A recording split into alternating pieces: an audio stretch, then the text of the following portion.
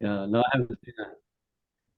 Yeah, there's an interesting article. I think it was like Business Week or something about what Back to the Future got right about the future. There's like drones, like walking the dog, and um, Oh yeah, yeah. I actually just saw that article. My brother sent it to me. yeah, What there's about power laces? No? about what? Power laces or automatic jacket drying. I'm still waiting for that and like real hoverboards, like um I saw some in the past, but they were mostly like they had to be like with magnets and stuff like that. Um and it's interesting, right? Like I saw another meme where it was like I thought about 20 years ago and it was like I think in the 70s, like not like 2003 or something, and it's crazy. Like we are living in the future. I never thought that I would see solar and electric cars and cannabis and stuff like that become mainstream. So it is pretty interesting to see like see some of the things that did come true. Yeah, there's the power laces, and that's kind of what's interesting. Like with technology being on an exponential curve, right? Biometrics, some of the stuff we kind of take for granted. And it's happened, especially so many places with like the cell phone and Uber and Airbnb and AI and all these kind of things. And in some ways, we're like in the 19th century still with energy. And to me, that's a huge business opportunity there. Um, and these things like what was once science fiction becomes reality, right? And we're just on those exponential curves. Um, Nostalgia. We're definitely going through waves of nostalgia, um, which is a dangerous, dangerous emotion and lie. Don't fall for nostalgia, even though I brought up cheesy 80s movies. How about you there, Jim? What's your solar and I guess also like general business background as well? Um, Okay, Jim Samuel, I've been in about a year and a half. A guy with 4 laundromats just said yes and signed. There's some more paperwork he's got to sign, but it looks like that's going to happen. I've been in insurance sales, but I like solar a lot better. I think there's a lot more ethics in this industry than in financial services. Um, I like Galaxy Quest 1999. So that's Tim Allen, Sigourney Weaver, Alan Rickman, Tony Shalhoub, Enrico Colantoni. So that's one of my favorites. nice. Yeah, all the sci-fi starting to come true. Yeah, it definitely is interesting. Like everyone, all those other sales things, insurance and financial stuff and real estate, like everyone needs houses and insurance, but everyone uses electric and it's mostly an untapped market, which is super exciting. And what about you there, Mr. Craner? Where are you calling in from? I'm just at home right now. I was actually debating whether I was going to get on the call or not because I'm late for a couple of appointments and getting some exercise. I could But do the standing desk on the treadmill. yeah, no, I was thinking of doing that. And what I was going to show here, if I can figure out how to do this. Yeah, I Uh, think you could share your screen, right? Let's see. well, yeah, what I was just going to drop in here, I can share my screen in this. I was looking at this one. I don't know if you guys have ever seen this movie, but Buckaroo Banzai Across the Eighth Dimension. Oh, that was great. That was one of my favorites. Am I sharing my screen right now? No, but you should be able to. I think I stopped sharing. There you Okay. go. Not familiar with that one. You're gonna have to tell me. Yeah, All this is pretty cool because I was kind of like a never famous rock singer, and this guy's he's a brain surgeon, astrophysicist, and a rock and roll star. And this guy right here, he's probably like a karate master and all this kind of stuff. So there's a lot of tech and cool stuff in there. If you get a chance to watch that one, that's I don't even remember what the whole plot is, but saw it once, kind of like the yeah, Jeff Goldblum's in there, John Lithgow, you know, so it's pretty funny. Pretty Yeah, I funny. was definitely in that like time travel or dimension travel. Yeah, Yeah, that one was great with like they had like the dreadlock Rasta guys that were there and yeah, all kinds of crazy stuff. I don't even remember, but that and all the Star Trek and Star Wars. But I'm a big John Wayne fan, but I don't think that's too relevant here.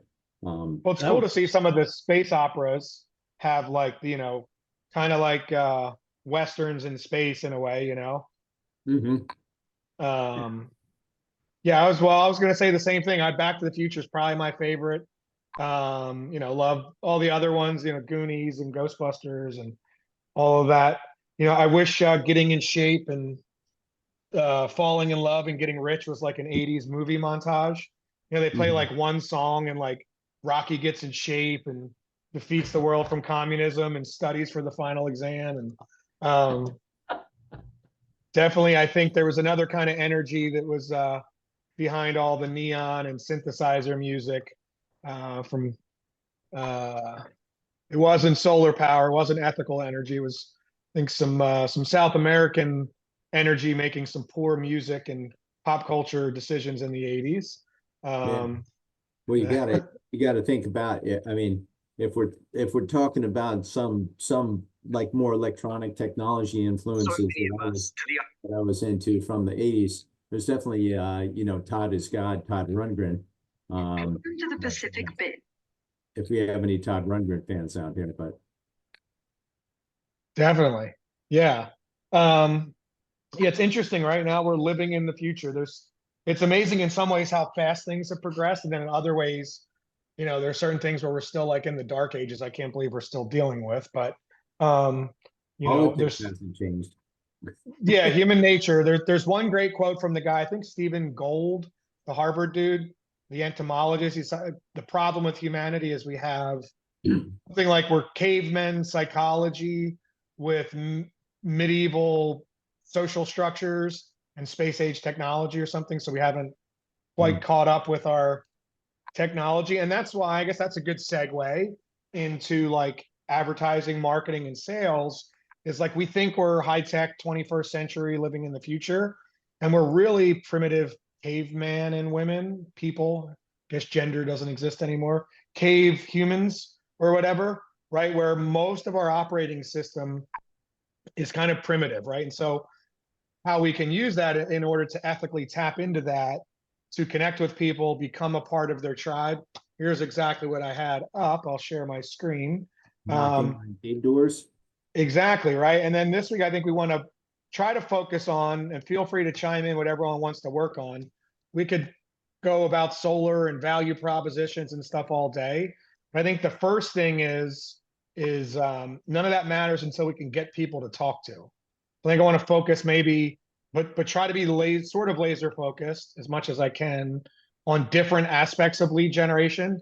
So instead of a 2-hour opus about everything about lead generation, maybe try to focus on certain aspects, right? Like door to door cold calling, or how to have a table at an event and networking with all the home shows and spring things that are going to be coming up sooner than we know, or advertising and marketing and different things, and try to focus on one aspect each week. But like the you look at human civilization, and like we've been Homo sapiens sapien about 150 200,000 years. Most of that time you know we think we're like the iPhone 11 and everyone else is 1 through 10. We've been the iPhone 11 operating system for, let's say, 200,000 years. 98% of our time we were hunter gatherers living in small bands. Agriculture, the birth of civilization, about 12,000 years old, that's 2% of our time. And modern industrial revolution, 1860s, that's like 0.2%. So we think we're advanced, but we have this old operating system. So the reason that matters is how to connect with people, how to hack into their tribes, how to build trust and rapport, so that we can guide them to ethically take actions to help them to go solar, to save a bunch of money and all that other good stuff. But like that Debbie Dooley lady, who has a really great thing about how to pitch solar to conservatives. You know, she's like, my granddaddy was a preacher and always said, you know, if you don't have butts in the seats, it doesn't matter how good your sermon is, right? So the first thing is like, how can we connect to people and get more people to hear the message? Because once you're at the kitchen table or the boardroom or the Zoom room or whatever, to me, it's a no-brainer in terms of like the value proposition. But unfortunately, as we were talking about before, right, we're emotional animals, right? So we make decisions on emotion and we justify it with logic. And so that's why features and benefits doesn't really work to sell things. Like the numbers matter and the numbers are ultimately what drives things, but it first has to have some kind of emotional connection where they can first trust us and then understand the technology and overcome their fear of novelty, their fear of being taken advantage of, fear of change, so that they're comfortable with the whole process, so that they can then take action to go solar. So just interesting, right? Like we think we're so advanced, but we're really operating off of primitive operating systems in terms of our like human nervous system. And you know, we have the primate, the lizard reptile brain, the amygdala, the primate brain, and then we have more of our human stuff that makes things interesting on the outside, like, you know, like the Maslow's hierarchy of needs. And I think that's one reason that solar and these exponential technologies are so interesting, because you know it's cool. I used to be more of a Luddite that's kind of like anti-technology. This isn't really related, but I'll get back on topic, I guess, in a second here. But like, oh, and with our nostalgia, right? The allure of nostalgia. Oh, back in the good old days, right? Well, the good old days didn't really exist. You know what I mean? People had 12 kids because there was 30 or 40% infant mortality rate, and you worked 16 or 18 hours on a farm or a sweatshop, you know what I mean, to maybe not starve through the winter. So we're living in the greatest time in human history, but because of having instant access to information with social media and 24/7 news, it can seem like the world's falling apart. And there's, to be sure, there's lots of problems in the world, right? But we're solving those problems at an exponential rate. And so like, you know, despite all of our innovation and technology, we find ourselves, I think, in the 21st century at the crux of evolution or extinction, right? So we have the technology to live abundantly in a post-scarcity world where technology can provide for all of our needs, right? Like the Maslow's hierarchy of needs, right? Your base stuff is food, shelter, air, water, that kind of stuff. So without food in your belly and a roof over your head, you can't climb up Maslow's hierarchy of needs and talk about things like community and art and love and self-actualization, exploring space and science and the stuff that makes being human fun, right? Until we take care of our animal needs. And so, you know, right now we're literally fighting wars over fossilized sunlight. We're fighting world wars in the desert, in the Middle East, and fighting over fossilized ideologies, land, territory, control, that sort of primate brain stuff. So that I think things like abundance unlocked through technology, the idea of, let's say, solar powered 3D printers, printing solar panels and food and shelter and freaking organs, where we could hopefully unlock, you know, no one needs to go hungry or need shelter. We could provide for all of our physical needs. Hopefully we can evolve up with education and community and, you know, overcome some of our primitive ideologies, you know, our fight, fuck, control, dominate, hierarchy mentalities over territory, when we can provide for everyone. And I think at a deeper, like hippie, woo-woo, space age, 21st century, moon age daydream, that's what stuff like solar represents, right? Unlocking essentially abundant clean energy and all kinds of cool stuff. But none of that really matters if you can't get butts in the seats to hear about the message. So I guess that's kind of a tangent about sci-fi and psychology. So let's bring it back to reality in terms of how to organically generate leads without having to knock doors or pay for ads, right? So last time, and I guess Jim can attest, I just ranted and raved, and I'll probably do that this time too. But maybe let's try to rant and rave and laser focus. So Door to door, we won't touch that now. There's 20-year-old kids making $200,000, $300,000, $400,000, $500,000 a year, knocking doors 2 or 3 hours a day. For that, I would love to. I'm gonna reach out to Michael O'Donnell or just follow his stuff. He's the door-to-door guru. He does 2 megawatts a year knocking doors. He's the GOAT at that. I'm not. We're gonna get into cold calling, which I also love. I think is fantastic. The Panda Kid that Jim's dialed into and I'm doing has some great trainings on that, and we'll get into that. But I think now that it's the winter and the spring is coming, maybe let's try to stay dialed in on networking and events, right? So I think right now is the winter. We can do networking and get ready for how to host a table at the home show, farmers market, Apple Festival, or whatever's coming in the spring. Networking is how Jim and I met, right? And they say your network is your net worth, right? And you're only like 5 people away from, 7 levels of Kevin Bacon or whatever, for another 80s reference.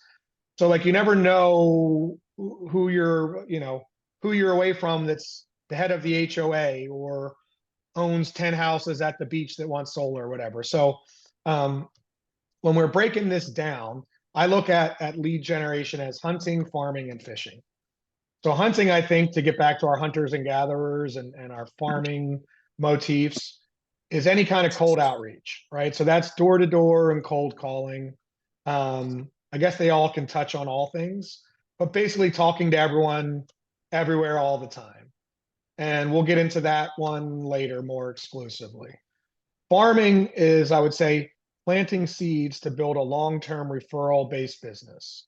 Trying to model after realtors or financial services or insurance or old-fashioned service business, construction people that didn't advertise, that mostly word of mouth. This is the gold standard. This is where you want to get to. Fishing, I look at that as advertising, advertising and marketing, paid and organic, digital, and in real life. For this one, let's focus on networking and a table at an event. So networking is great. Google in your town business networking events near Suwanee, Georgia. There's going to be BNI, which is Business and Industry, LaTip, Chamber of Commerce, Good Neighbor Project. There's a million of them now. A lot of them are online as well, post-pandemic, which is super convenient. Most of them you can go free a couple times. Eventually they'll hit you up to join some of them. And the idea with stuff like BNI and LaTip is givers gain is their philosophy. So it's the idea is everyone passing referrals to each other. Usually the center of that spoke is the realtor, right? So someone buys a house, then they need a mortgage and a banker and a painter and a gardener and the realtor is kind of the one you want to befriend, right? And so within, I guess, a subset of official networking would be kind of channel partners. So you want to befriend and make referral partners, anyone in home services, anyone really, but particularly realtors, mortgage brokers, HVAC people, roofers, landscapers, anyone that's dealing with the same clientele we want to deal with, and then pitch them, hey, do solar. There's these great referral programs. The company will send you $1,000 for any referral. If they're more serious and more professional and crushing it or whatever, or see more of the opportunity besides just the ambassador, be like, hey, look, literally we just went out to lunch and I overheard 2 guys talking about HVAC and roofing businesses. And this guy owns a few businesses. And I, to the chagrin of my girlfriend, maybe she rolled her eyes of like, again, but I'm like, yep, again, because this lunch is going to make us tens of thousands of dollars potentially. Started talking to these guys that own some HVAC companies, got their card, gave them my card. I'm going to set up a call with them. Say, hey, the solar is this exponentially growing business. Maybe everyone's not always buying an air conditioner or a house, but everyone's buying an electric every day. And we can have a no-cost solution that saves people a bunch of money. The average commission in house is $7 to $10 grand. pass me referrals. I'll do all the work. We can split it 50-50. I can teach you how to close it yourself if you want to keep all the commission yourself. So basically what you want to do is have him work for you, or have him, spread his network, right? People are naturally skeptical of salespeople, and they should, because there's a lot of like slimy greaseballs that have fucked people over in the past, unfortunately. Most of advertising and marketing is using psychology to manipulate people to buy crap they don't need, made in a sweatshop with child slave labor on credit they don't need, to buy carcinogenic crap that's going to degrade and not do what it says it's going to do, for the most part, unfortunately, right? But there's also good stuff, right? And solar can check off a lot of boxes and really help people. A lot of the things that advertising and marketing is trying to sell to people, right? Power, freedom, independence, money.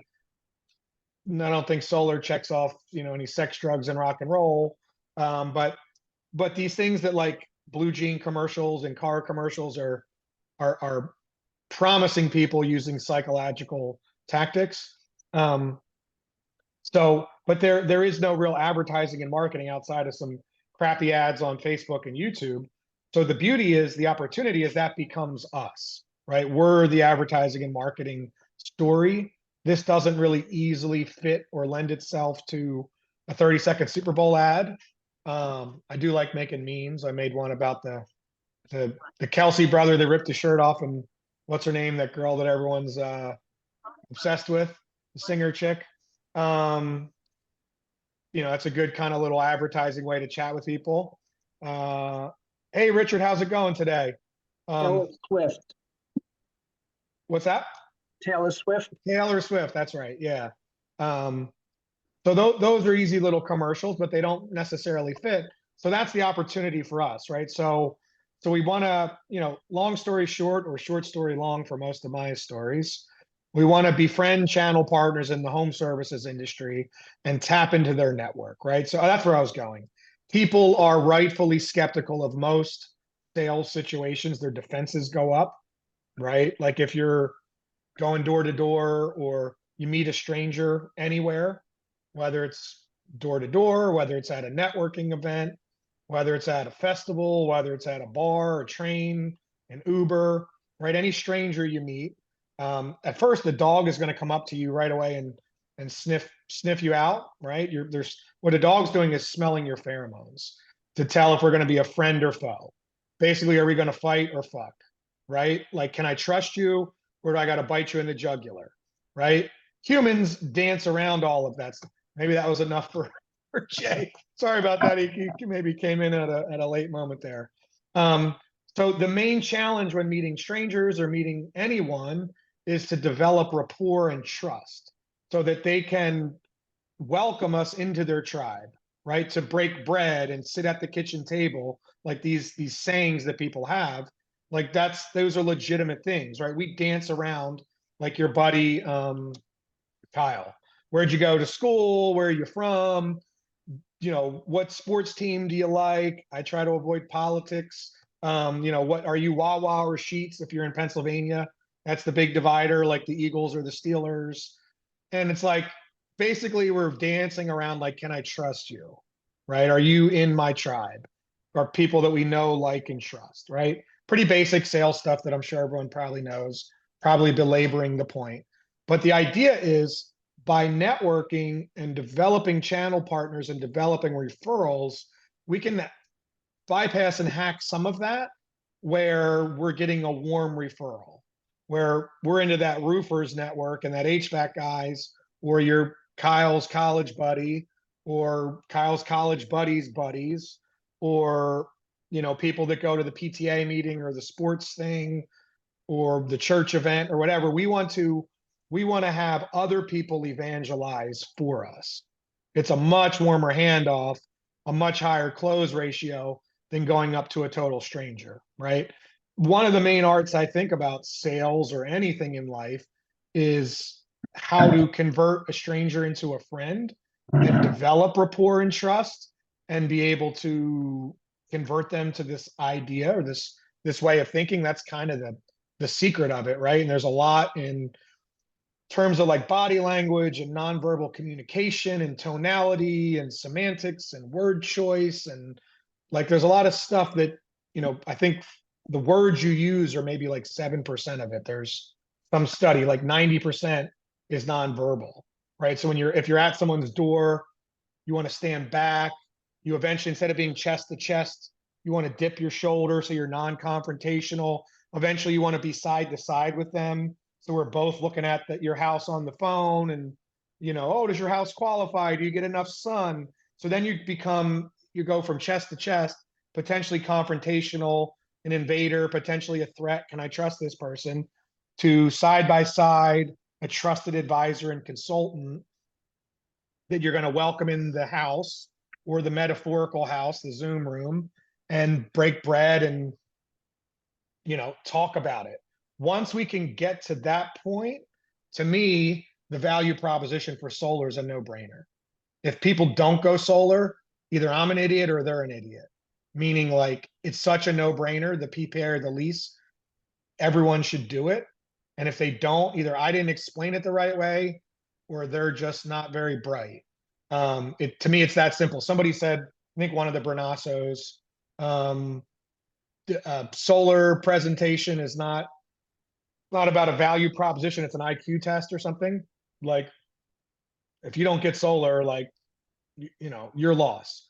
But there's a lot of people not explaining it the right way. And there's a lot of nuance to that. And we can have plenty of trainings on how to properly present the value proposition of a PPA and a lease, how to hack the financing in a high interest environment, to present a 4 to 7 year payback and ROI, and how to structure it the right way.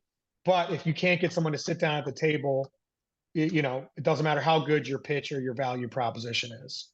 So, any questions about any of that stuff so far? I know I was just sort of rambling.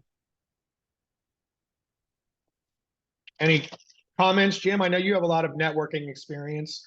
Anything that you've think about in other businesses and that you can apply to solar or just networking in general? Well, a lot of the groups encourage one-to-one. So when you go to the group, exchange cards and call them and ask for a one-to-one. The other people would be happy to tell you about their businesses. So that's a good thing. It's a little tricky with realtors because they're not allowed to take kickbacks. So it has to be done independent of a deal that they made as a realtor. But you're exactly right. People do business with people they know, like, and trust. PLU, people like us. Exactly. Yeah. That was a much more succinct way of like all the stuff that I was rambling about, right? Like tribes and psychology, that's kind of the essence of it, right? And that's a good thing too. So when you go to like a BNI, right? Everyone's going to go around the circle and have an elevator pitch. Chamber of Commerce events are a little bit more informal. I kind of liked the chamber stuff more. BNI is a little bit formal and stuffy for me, but sometimes discipline yields better results, right? Like someone training hard in sports or the military or school, you're going to get better results from discipline as opposed to like, we're going to meet up and there'll be coffee or beer after work and sort of schmooze. BNI is very structured where it's like, there's one person in each industry. The realtor is kind of the center of the spoke. And the reason everyone's there is to pass referrals, and they keep track of it. And welcome back, Mike. And they're talking about BNI, and they keep track of that stuff. And the goal being to pass referrals to each other. So it's a much more of a warm referral. Stuff like Chamber of Commerce and mixers and stuff, I love those, right? Because it's also any of that stuff, like most everyone would love to sleep in when the bed's warm. And I'm not going to go like hardcore, like the guys are like, you got to get up at 4 a.m. and do a cold plunge and microdose and, do a million push-ups. Like, I do, like, I've been doing cold plunges for 20 years and I think microdosing is great. But part of my reason of doing my own business, I like time and freedom of location. I freaking sleep in. I know that's not cool in the entrepreneur bro world, but you don't have to get up at the crack of dawn. If you do, more hours to make hay, but you can run it however you want. my point is everyone wants to sleep in, or after work, everyone wants to go home and sit on the couch and hang out with their family. So the people you meet at the coffee thing before work or the mixer after work, it's going to be the same people that are volunteering to coach Little League.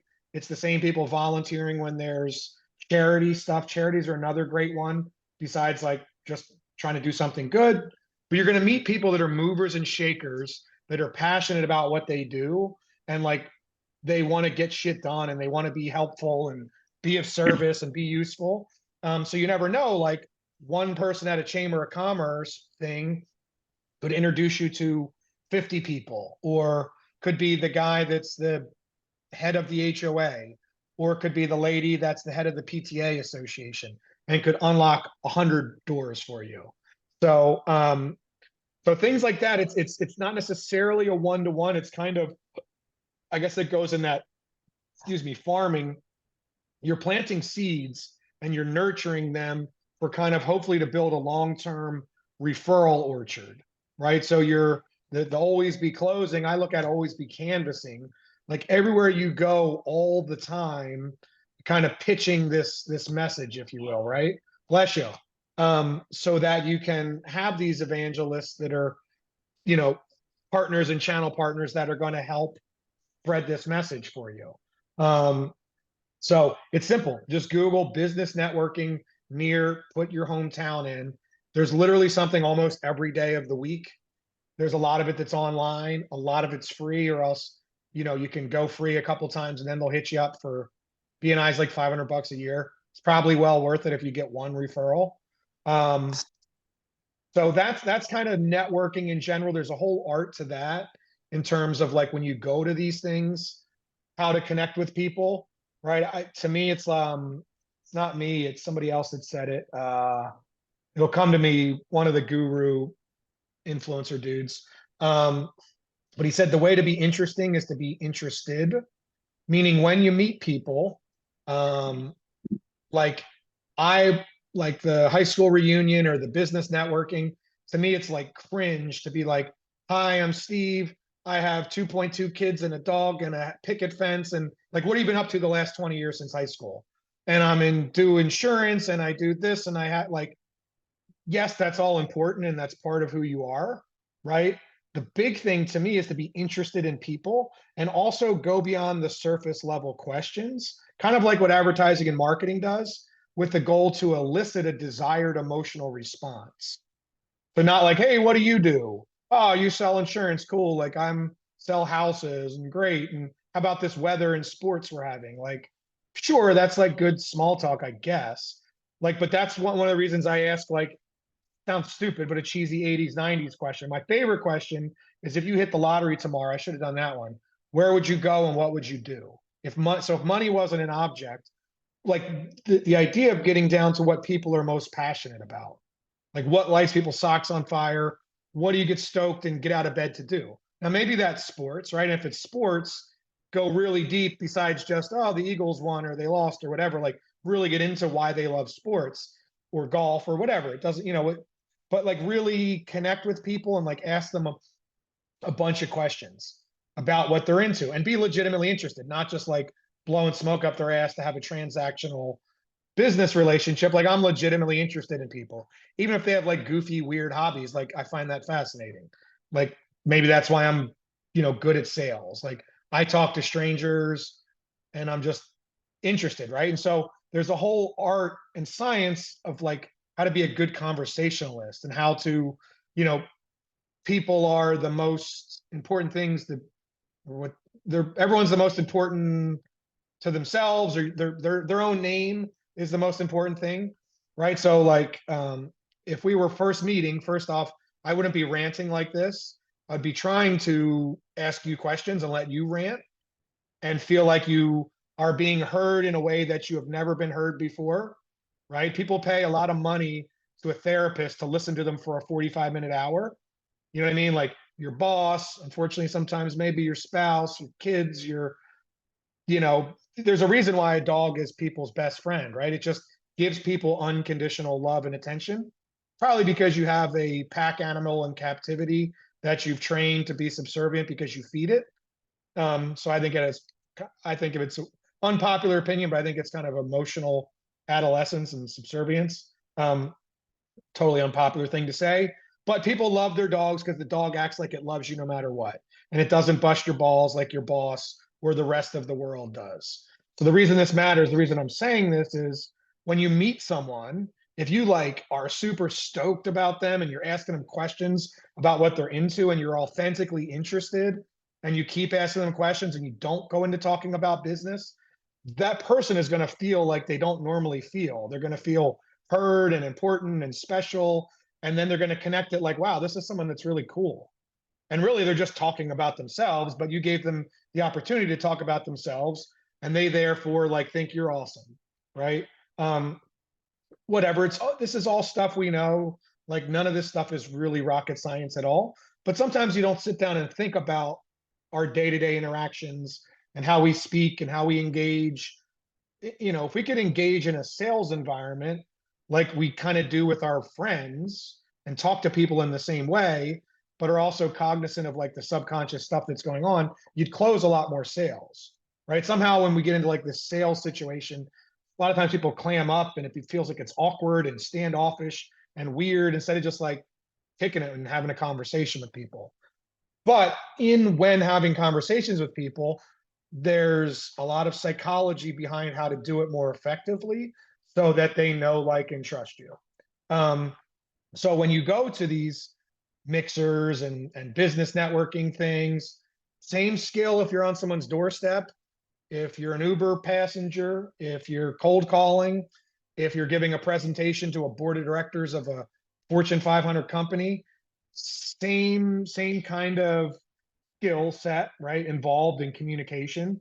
I think you need to have your elevator pitch down, right?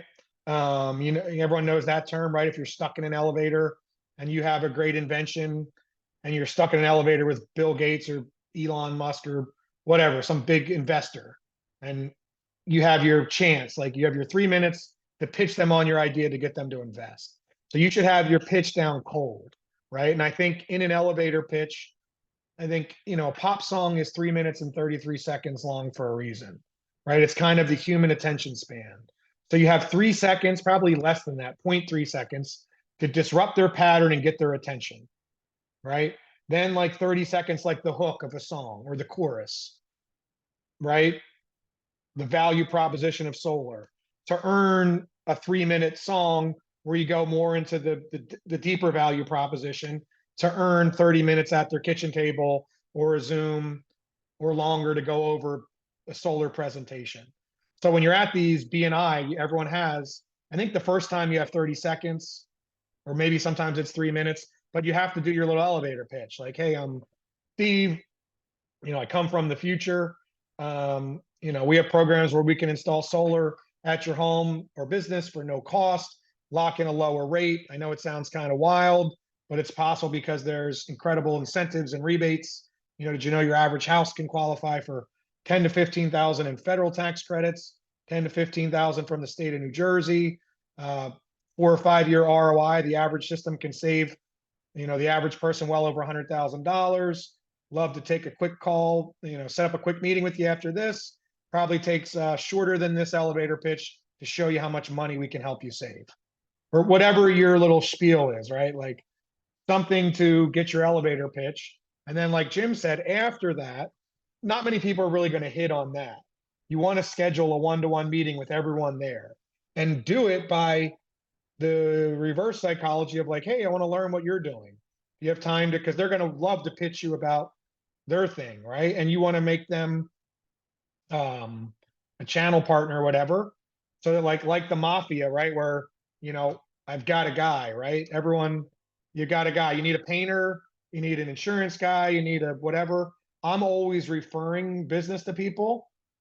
And it comes back by them referring business to you, right? It's like the law of reciprocity. They did some study where if you give people like a waiter or waitress, just brought the check and then they brought the check with 1 mint and then 2 mints, and even like something 2 mints got the highest tips, 1 mint was next, and then no mint a lower tip. So just people have this law because we are these tribal social animals, right? And we think we're more advanced in a lot of this stuff, but our social structure and networks is tied into this. And this is what brands are trying to kind of hack and commandeer, these natural sort of social structures and feelings and emotions, and tying it to a brand ideology, right? Like, Louis Vuitton is not selling purses, they're selling luxury, right? Apple is not selling phones, they're selling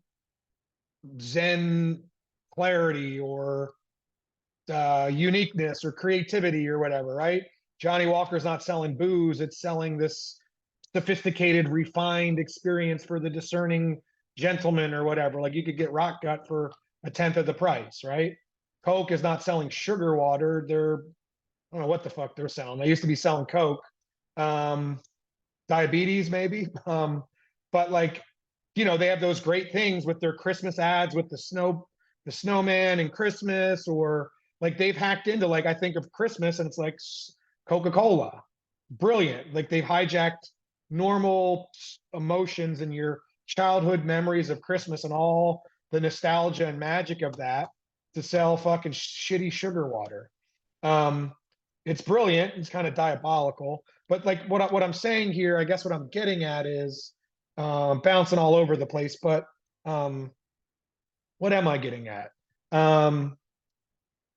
I guess I'm getting at, like, looking at human culture, looking at brands, looking at tribes, and then looking at ways to ingratiate yourself and hack into people's existing tribes and social networks, right? And to become a kind of a trusted advisor to them, and guide them to changing their behavior, changing what they're doing to adopt your product and service, right? And so,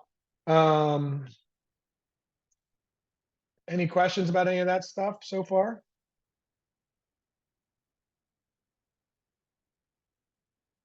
So go ahead, Jim. I'm sorry. One idea is to start your own networking group if you want to. And if I were going to start a networking group, I would make it open to people who did home services. Yeah, that's a great idea, right? Where you can start your own chapter, you can reach out to those existing ones. BNI, Latip, there's so many of them here. We'll Google it, right? And make your own one, so that now you're having like 10 or 15 people, bless you, referring stuff for you. Right. So you can get people on Craigslist, for example. You just announce, and I also send press releases to the newspapers. That's a great idea. Yeah, so I'm in Toastmasters. I'm the VP of Public Relations. I send my press releases out on the 15th of the month for the following month, because the newspapers need that much time. But if you did that to all your local newspapers, people will call you. I mean, it's not going to happen in 2 weeks, but over 6 to 9 months, you'll get maybe as many as 20 people, especially if you make it a little different than all the other networking groups. Yeah, that's a great idea. I mean, everyone's so enamored with like the new shiny thing, AI and digital and computers and technology, which, like, we are in technology space, but also don't overlook classical, traditional business tactics. The newspaper is still great, radio, like anywhere where people have eyeballs, right? Referrals is the best. Like, my dad was a construction worker, and he had his own residential business before he worked for a bigger commercial. He never had to advertise. It was all word of mouth. He did sponsor, I remember one thing, our little league team as a little kid, and had a little thing up there, and on the back of our t-shirts, yard signs when you have an install. Wait till you have an install, because if you put it up once, you sell them, but before it's sold, it might be people might come and target them, try to knock on their door. But these things are great. These are classic things that are mostly underutilized in solar. Maybe don't tell everybody, but luckily here there's an abundance that at 4% national adoption rates. We are, there's plenty of sunshine to go around, right? So most people are either knocking doors or doing Facebook ads and having overseas call centers. There's a lot of traditional things that you can do in addition to that, right? So that's kind of the idea of networking. A related thing to that is events. I love events. So like look at home shows or spring festivals, right? Now this is where instead of knocking doors, which surprisingly works and works very well, right? Because it's one-on-one talking to people. I always felt a little awkward in that. Now that's me, that's my own shortcoming. The big hardest car door is to get out of your own car door. If you can get out of your own door and go force yourself to do it, you can do very well. As long, you know, it's something you're helping people. I was hung up on it. It was never really my forte. But talking to a stranger, like I've converted probably 10 or 15 Uber drivers are installed because they have to kind of listen to my message. I love accosting electric car drivers at chargers whenever I see them and like backdooring into a sales conversation of like, cool car, where do you charge it? How many miles do you get? Oh, that's fucking awesome. Oh, where do you charge it? How do you charge it home? Where do you get electricity? Boom, have you heard about solar? Door to door is a little bit like it's, I'm here for solar, or, you know what I mean? So it works really well. Some people are crushing it. I like an event because everyone's going to come to you. So hopefully hundreds of thousands or thousands of people are in a good mood. There's music playing, there's food, maybe there's some wine or beer flowing. People are in a good mood. They're like, it's more of a celebration atmosphere. And then you can have hopefully tens or hundreds of people that go by your table, fill out your raffle form, and we'll talk about like how to do a good table, right? Because if you just set up a table and show up to the home show, you know, that's not going to do shit. You have to still sell it. You got to be out in front of your table. You have to be engaging. There's a whole art and science of how to conduct these. But now is the time where a good event can set you up for the whole season, right? You can get enough leads out of one event to set up your whole month or your whole spring season. So, you know, Google home shows near me. Some of these aren't the cheapest. So, you know, chat with some people on the team, maybe sharing a table. Like I know that Lloyd's looking to do the one in Lehigh Valley. And so the other mic and maybe this mic, if people are interested, maybe you can split a table. You know, there's plenty of things in here. Some of these aren't the cheapest. I love like farmers markets or like town festivals, the strawberry festival or the apple festival, or, you know, from the spring, summer, and fall, there's festivals going on everywhere. Now, how to set up your table at the festival, right? So, again, like everything I do in life, I try to copy other successful people, right? Copying Tony Robbins, who's copying Zig Ziglar, and who was his trainer was Jim Rohn was where Tony Robbins trained under, who's copying Napoleon Hill, who's copying natural science and natural law and spiritual principles. But he has a whole thing like, if you want to be successful, copy someone that's successful at it, and hopefully you can skip 10 years, that 10,000 hours of trial and error period. So, you know, copy like insurance people do this well, or realtors or other people. Realtors, I think, is a good model to copy for self-generation of leads. But go to one of these events and see who has a table and see what works and what doesn't work. So the ones that are fun and interactive, right, that usually, you know, have free water bottles, free candy or snacks, a bag toss type game or whatever that thing is that people seem to love for some stupid reason. A free raffle wheel, go on Amazon and get a raffle wheel for 10 or 15 bucks, get some raffle tickets. Oh, not a ticket, it's a wheel. And so I always raffle things off, right? You don't need to buy the expensive one, buy the cheapest one. 20, 30 bucks, do something like this. So basically what you're doing is like the end cap of of a retail showroom, you want to get people's attention and get them to engage so that they're going to fill out their name on your contact list. Then you can drip market on them.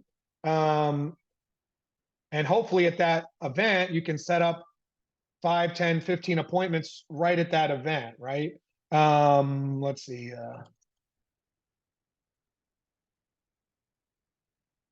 I don't know if this will have the pictures. I should have had pictures myself, but besides just like, and you don't need to spend the couple $100 to get like a branded tent and all that kind of stuff.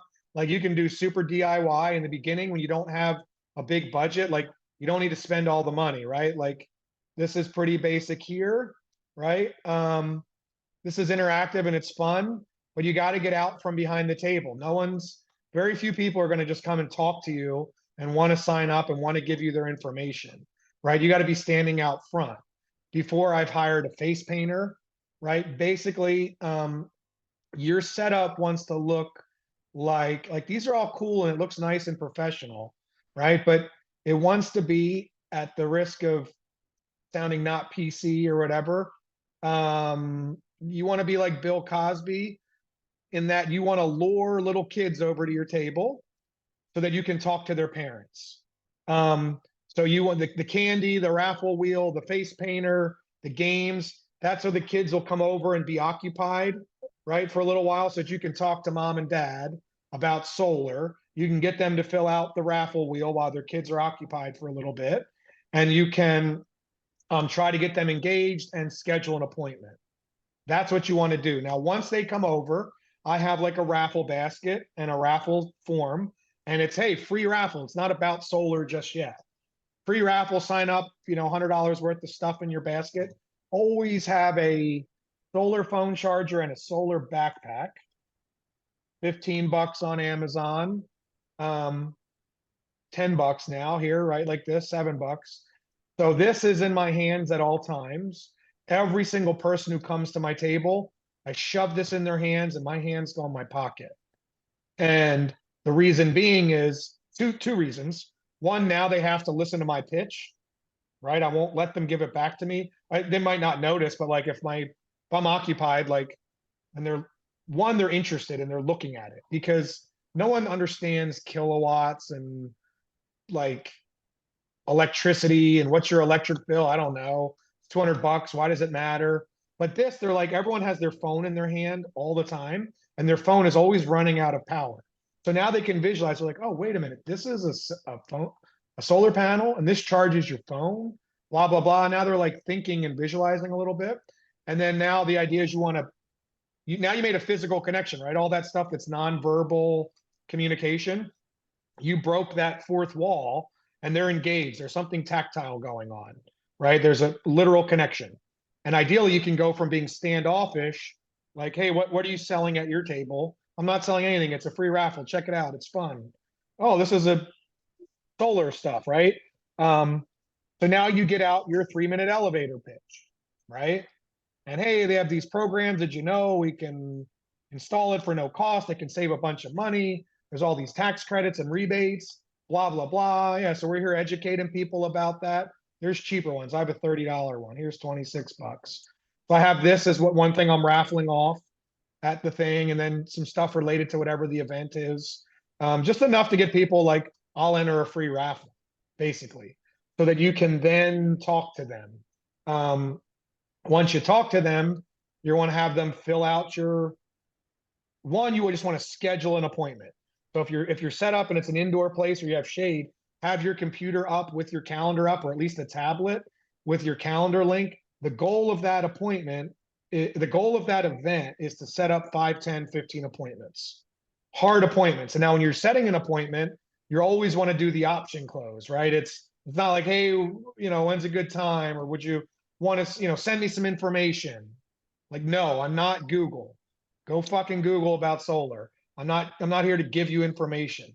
I'm here to explain it to you in such a way that you have enough information to take action to sign up to go solar, right? So it's like, it's not just information. It's not just a card. You take your card. I mean, give everyone cards, but in the very beginning, here's another little trick. At the doors, or in person or wherever you go, don't give people cards at first, right? So, hey, can you send me some information? This guy at lunch, I was pitched him, interrupted his lunch. He's asking for a card. I gave him my card ultimately, but I said, hey, we're a green company. I have a digital card. Now you're side to side instead of face to face. Hey, what's your number? Cool. I'll send you my digital card. There's either ones that are the free USB or whatever that barcode thing is. You tap it and people get your info. I want to get their number so that I can then market them. So lead generation in the wild with at the electric car station, at the coffee shop or the bar, at the event, at the networking. I want to get you into my database and I want to save your name in a way that I can go back, even of my unorganized brain, that I know that you're a lead for solar, what state, when I met you, what your kind of next step is. So basically, hey, oh, cool. Yeah, let me send you some information. You know, Jim asks for information. Yeah, that sounds cool. I'm busy. Can you give me some information? Sure, let me get your info. And then name, rank, serial number. So people will do what they're told. Same as signing a contract, asking for social security information, asking how much money they made last year, their ACH bank routing numbers, right? Like, unfortunately, people follow authority figures. Our job is to be the ethical authority figure. I don't know if you know, it's kind of unrelated, but I think it's Stanley Milgram or whatever, the Stanford study of electrocuting people. So they had, people came out in a white lab coat, college kids. There was a fake wall behind the wall. Someone was supposedly hooked up to wires. They weren't. Every single, one was a little tiny shock. 5 or 6 was like people screaming. 8 or 9 was screaming bloody murder. 10 was electrocuted. Every single person electrocuted every single person because a college kid in a white lab coat with a stethoscope and a clipboard said, turn it up to 7. It's kind of sad, but people will follow authority. So our job is to establish ourselves instantly as the trusted authority, to be the doctor that's there to diagnose their problem and give them a prescription to fix it. We're not just here talking about the sunshine and electric bills and blah, blah, blah. We are taking charge. We are assuming the next steps. Like, sure, of course, we see how much it saves. We can be out on Tuesday at 10 or Wednesday in the morning. What time's better for you? Right? It's the Henry Ford, you can have it in black or black. Not like, sure, I'll send you information, maybe never. Here's my card so you can call me, maybe never. Like, sure, I'd love to send you some info. What's a good email for you? Okay, cool. And what's a good cell phone? Put your head down and go to write it down. 9 times out of 10, they're going to give you their cell phone. Now you're in a more intimate, personal relationship with them. No one checks emails or voicemail, but everyone's on their cell phone all the time.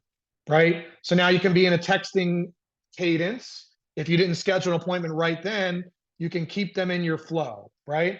So boom, you get their contact. Okay, cool. We have a great app. All we got to see is how much sun you get, what your electric usage is. Probably takes 5 or 10 minutes to see if your house qualifies. Not everyone does. We'll plug this into our app and get a custom savings proposal. Does your house get good sun? Sure, yeah. What's a good address for your house?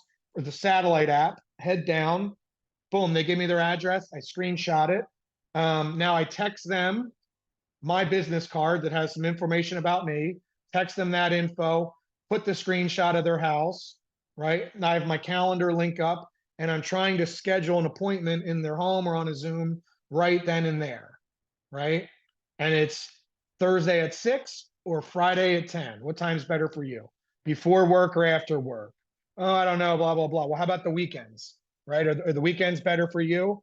And so you want to assume that next step, assume getting the lead, assume them giving you your cell phone, assume we're having an appointment, assume once we have that appointment that we're going to set up a site survey with the engineer. In order to do that, we need your name, rank, serial number, right? So security, the credit check, it's a soft credit check. Of course, you pay your electric bills, right?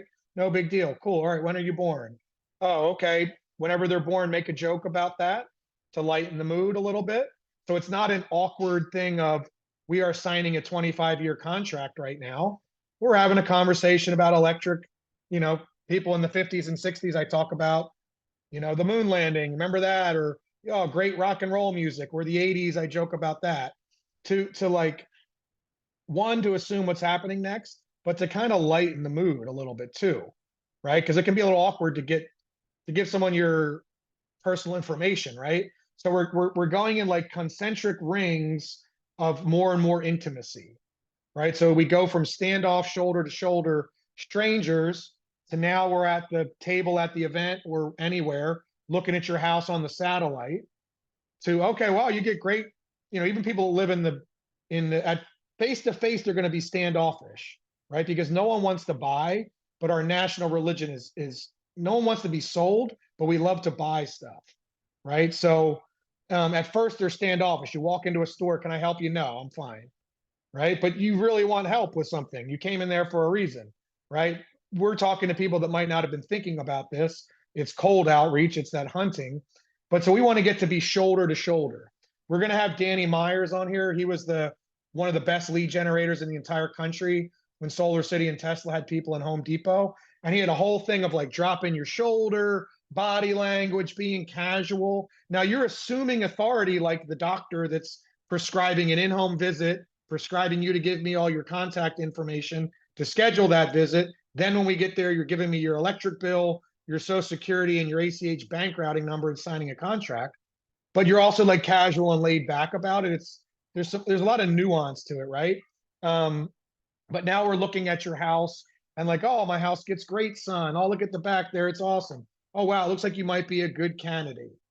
So boom, now you are a lead. You've created a lead in the wild, right? And so it's important that you get these and store them all, and not just in the Power Portal or whatever solar company you're with at the time, right? If I've had different apps and different companies, right? This is my favorite one so far, but I wanted them in my cell phone. And then when I'm going to save them, it's going to be, I have my own little categorizing system, but not just Bob Jones, because who knows, right? I wanted to categorize them. So I want it to be, I have state and date and what they are. So I'll have lead, Pennsylvania, New Jersey, 1/15/23, or shit, it's 24 now.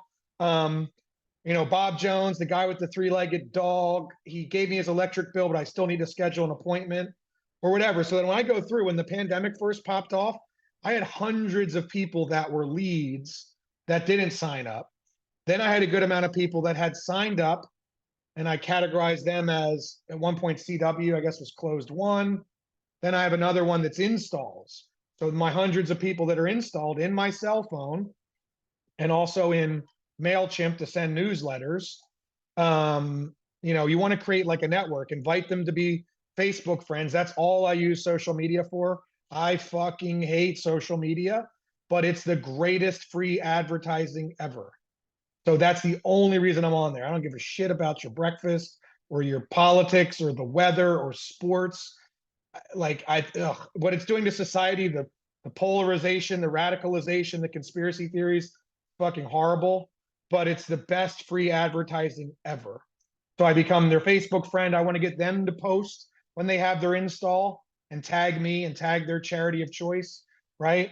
Now they're in my phone of a lead, a closed, someone who signed up but didn't get installed yet, someone that's installed, residential or commercial. So I go through here and I have hundreds of people that I can reach out if they didn't sell right then and there. A more organized person is going to put them into a CRM and a spreadsheet, and then we're going to automate that follow-up. That's a whole other thing we can get into, and that's my weakness, but maybe I'll get Brent Attaway on here to talk about his CRMX, or we'll get Alex has this automated follow-up, so that those things that go in the funnel don't get lost if you don't organically close them. They can get automated follow-ups. But anyway, I guess back to our table at the event, right? Let's try to keep it simple and focus. So we have yep, go ahead, Jim. All right. I like to be next to or across from a roofer who doesn't sell solar. And I tell the people the roof and the solar, they're both going to last 30 years. So if you get a new roof, get solar. Won't even cost you anything down up front. That's brilliant for a couple reasons. One, you're next to them and people are thinking about that. And then two, have a friend come, or, pay an assistant or another solar person to split the table cost, and go and pitch everyone that has a table there. Right. Yeah. So I've go and do a lap and maybe buy some stuff from, I've been to I've been to so many weird craft fairs and art fairs and Earth Days. Like I went to an Earth Day, Earth Days and birthdays. Now we sip kombucha because we're thirsty. I went to an Earth Day at a freaking dump in the rain. It was a recycling place. It was basically a fucking trash dump, excuse my French. And it was raining, and the rain eventually stopped. And Danny Myers was there. We had balloons, we had big sunglasses. We were just like wilding out, having fun, like doing cool stuff so that people would hang out and come to our table. And talk about old school stuff. One, I went around to all the tables. He was manning our table for potential clients, civilians. I went around to all the other people, got their info, tried to get the roofers to come and sell solar or send past referrals. Someone came from a radio station. It was like a kids Christian radio, like public radio station or something. And they were like interviewing all the people. And I like gave your little pitch. We're like, oh, we're doing solar and blah, blah, blah. I was like, okay, boys and girls, go and get your pencils and write this number down and tell mommy and daddy you want to save the butterflies. And like I gave my number like 3 times. That week I got 3 phone calls. Like literally like, oh, we heard you on the radio about the solar. So like sometimes don't sleep on like old school stuff, like all of the tactics work. And sometimes the more traditional or organic stuff is being slept on. You know what I mean? But yeah, you're at the event, you have your raffle stuff, you have your fun stuff, you're out in front of the table, you're engaging with people. Everyone you talk to, you put the phone charger in their hand. They're looking at it, they're thinking about it. And then you go into your elevator pitch. Yeah, what we're doing is blah, blah, blah. We can hook up solar for no cost. There's all these tax credits and rebates. Only takes a few minutes to see if you qualify. We can schedule in-home or Zoom, whatever's more convenient for you. Only takes a few minutes. And at that point, if you're still new, or even if you're not new, another thing when the pandemic first hit and people were first switching to digital, I did virtual for several years before that.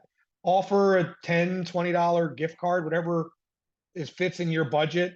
Some people offer those like weekend vacations. That's a little bit, I don't know, a little bit timeshare-y to me, but something to take your time. Hey, it's worth taking 15, 20 minutes, 30 minutes out of your day to check this out. If you show up at the meeting with an electric bill, we'll give you a $20 gift card to Wawa.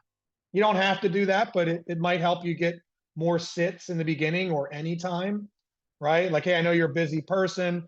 We'll give you a $50 gift card to Applebee's or whatever fits in your budget, with the knowledge at the end of that sale is potentially 7 to 10 grand. So you got to spend some money to make money.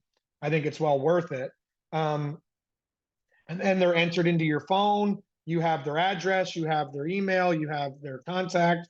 You ideally scheduled a hard appointment with them. You sent them your Zoom or calendar invite if it's a Zoom, or you got their address and a commitment for Tuesday at 6 o'clock after work, right? If you're on a weekend event, you want to set them as close as you can before time gets too far out. Then you had hundreds of people, hopefully, or at least tens of people, depending on the size of the event, that filled out your raffle. Now on your raffle ticket, make sure besides name and contact, you also have over 18, yes or no, homeowner, yes or no, interest in solar, yes or no. It doesn't matter if they're interested in solar or not, but you want to make sure if you're raffling stuff that you only want to talk to the adults that are homeowners, obviously. I had a channel partner, Jim, the Zach at Bubbaku Burritos, from some of those meetings there we had. He was super cool, young dude, had 6 taco restaurants and let me put a raffle basket in his restaurant. So that's a kind of hybrid channel partner, right? I know I'm bouncing all over, but I'm just trying to think, give you guys some ideas here. But in addition to your table at an event, you going to networks, when you go there, see if you can find a retail channel partner, a coffee shop, a yoga shop, a restaurant, a gym, a pizza place, anything really, a local hardware store, and ask them if you can put a little raffle basket in their thing. And have your little pad. And then the way you want to do this, something like this, 10 bucks, 30 bucks, put this in at the restaurant or wherever, have a little pack of, you can get printed raffle things and say, hey, I work with this company which they try to promote local businesses. Can we, the company will spend like $100 or something off of your stuff. So you're raffling a gift basket with coffee mugs and coffee stuff and whatever, $100 of crap from their store, make them the ambassador. And then anyone that signs up out of those leads, they're going to get $1,000 on top of that. Most small business owners will, he said, sure, I don't care, put it up there. And then the pandemic hit and he was like taking pictures of like those things were filled to the brim. That's where I learned like a lot of them were like high school, college kids. And I realized, okay, I got to put adult and homeowner on there. But people will fill it out. Sure. Free raffle. Why not?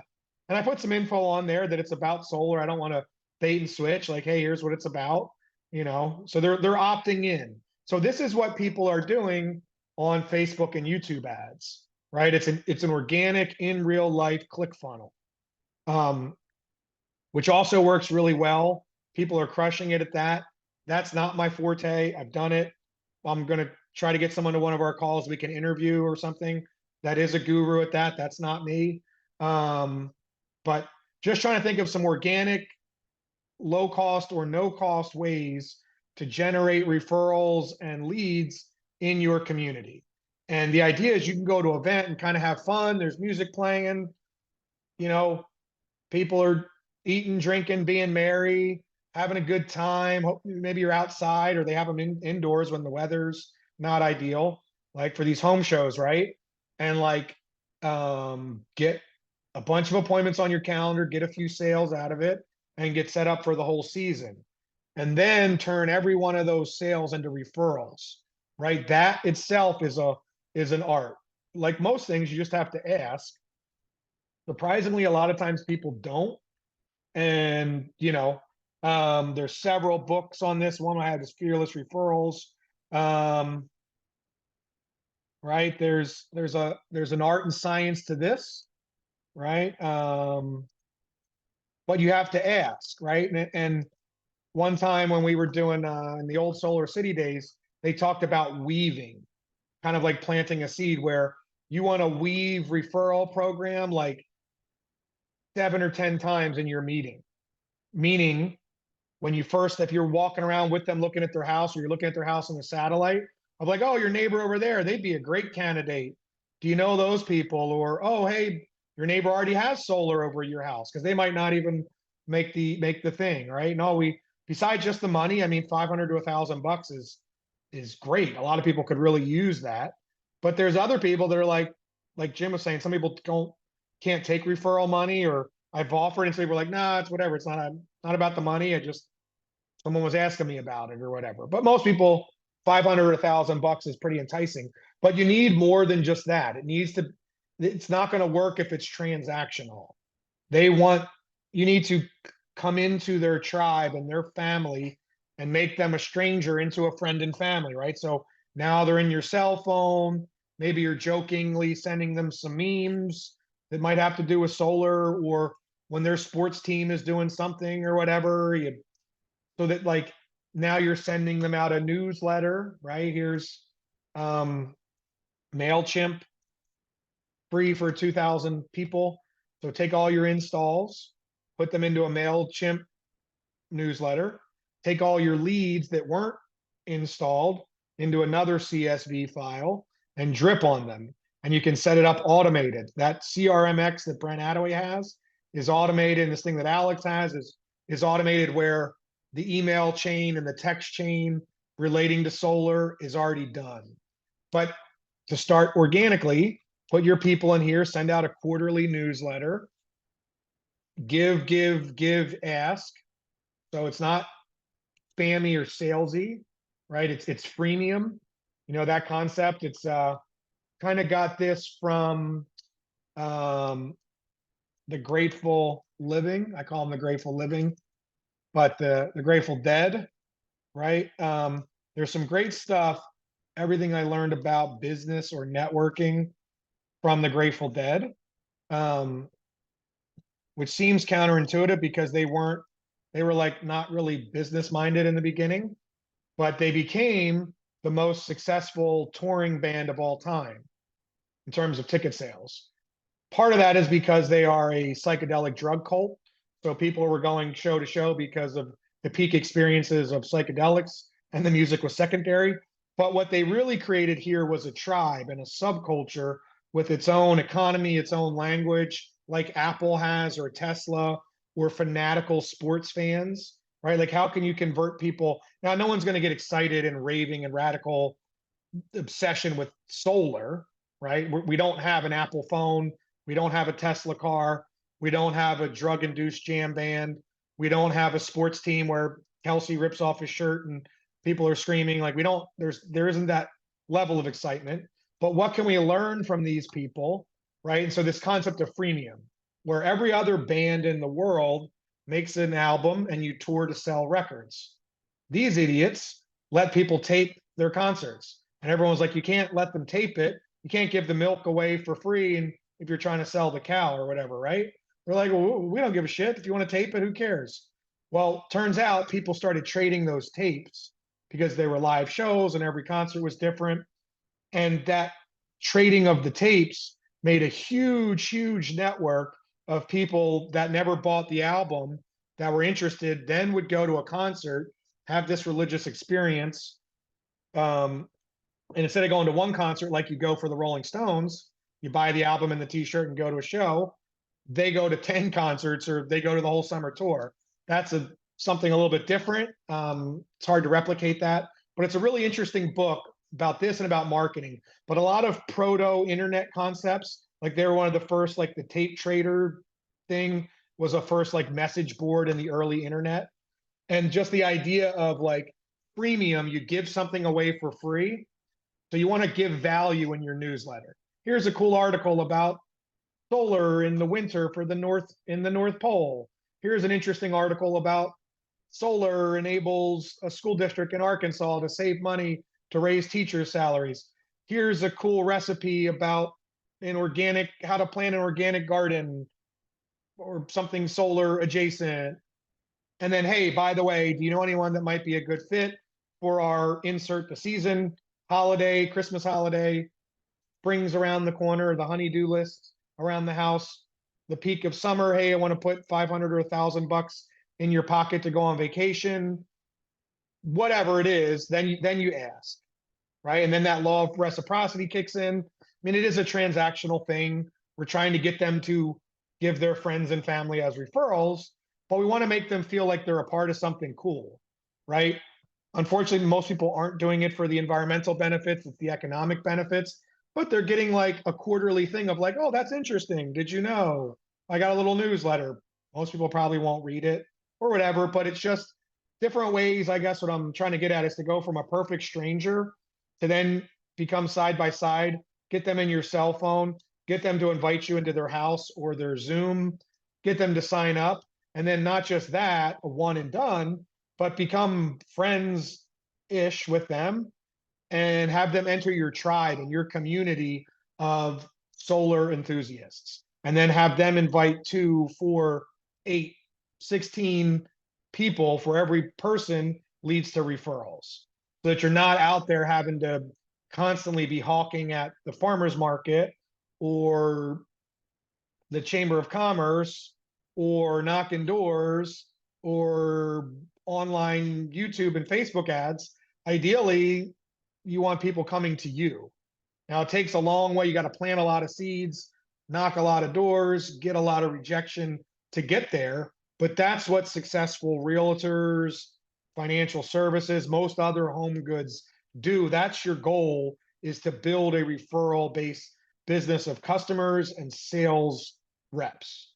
And so this is a good kind of book to copy off some of the concepts, right? Of freemium, of lifestyle branding, of selling the experience. When people get installed, like a realtor, give them maybe a solar phone charger or a calendar with your contact or you know, the guy the car salesman that sold more cars that had everyone's birthday down and send people birthday cards, like simple stuff. There are some apps that can probably automate doing it. You know, so you have everyone's contact. Like if you send someone a birthday card or a Christmas card or something, like, you know, what does it cost to do that? 30 cents or whatever. Like maybe it gives you referrals, maybe not, whatever. But something is going to come out of that if you set this, and then if you can automate that system up. But I guess that's anything else we should add about events, Craner? Or do you have any thoughts about doing an event at a table, having a table at an event, stuff that works for you, doesn't work for you? I'm thinking about having an event next week for my birthday. No. Nice, nice. No, I have, you know, last year, I think it was, I went to I was invited by one of the EV groups that I'm in to basically man the booth at the Philadelphia Auto Show, okay, related to electric vehicles. And so then I networked around a little bit around around the other EVs, the Ford exhibit and that kind of stuff, and talked to people who are interested in electric vehicles. As we know, electric vehicles are so so tied in with, solar, and solar so tied in with electric vehicles. I have annual and semi-annual, and of course Earth Week events are big that I attend that are related to mostly to electric vehicles, because I've got a lot of connections in that space. I've been doing stuff in that area, but certainly things that are related. Electric vehicles is a big exciting area where people are out doing stuff and driving cars and stuff like that. So solar is big on those. And I started when I was organizing the EV events years ago. Then I would bring in geothermal and solar people.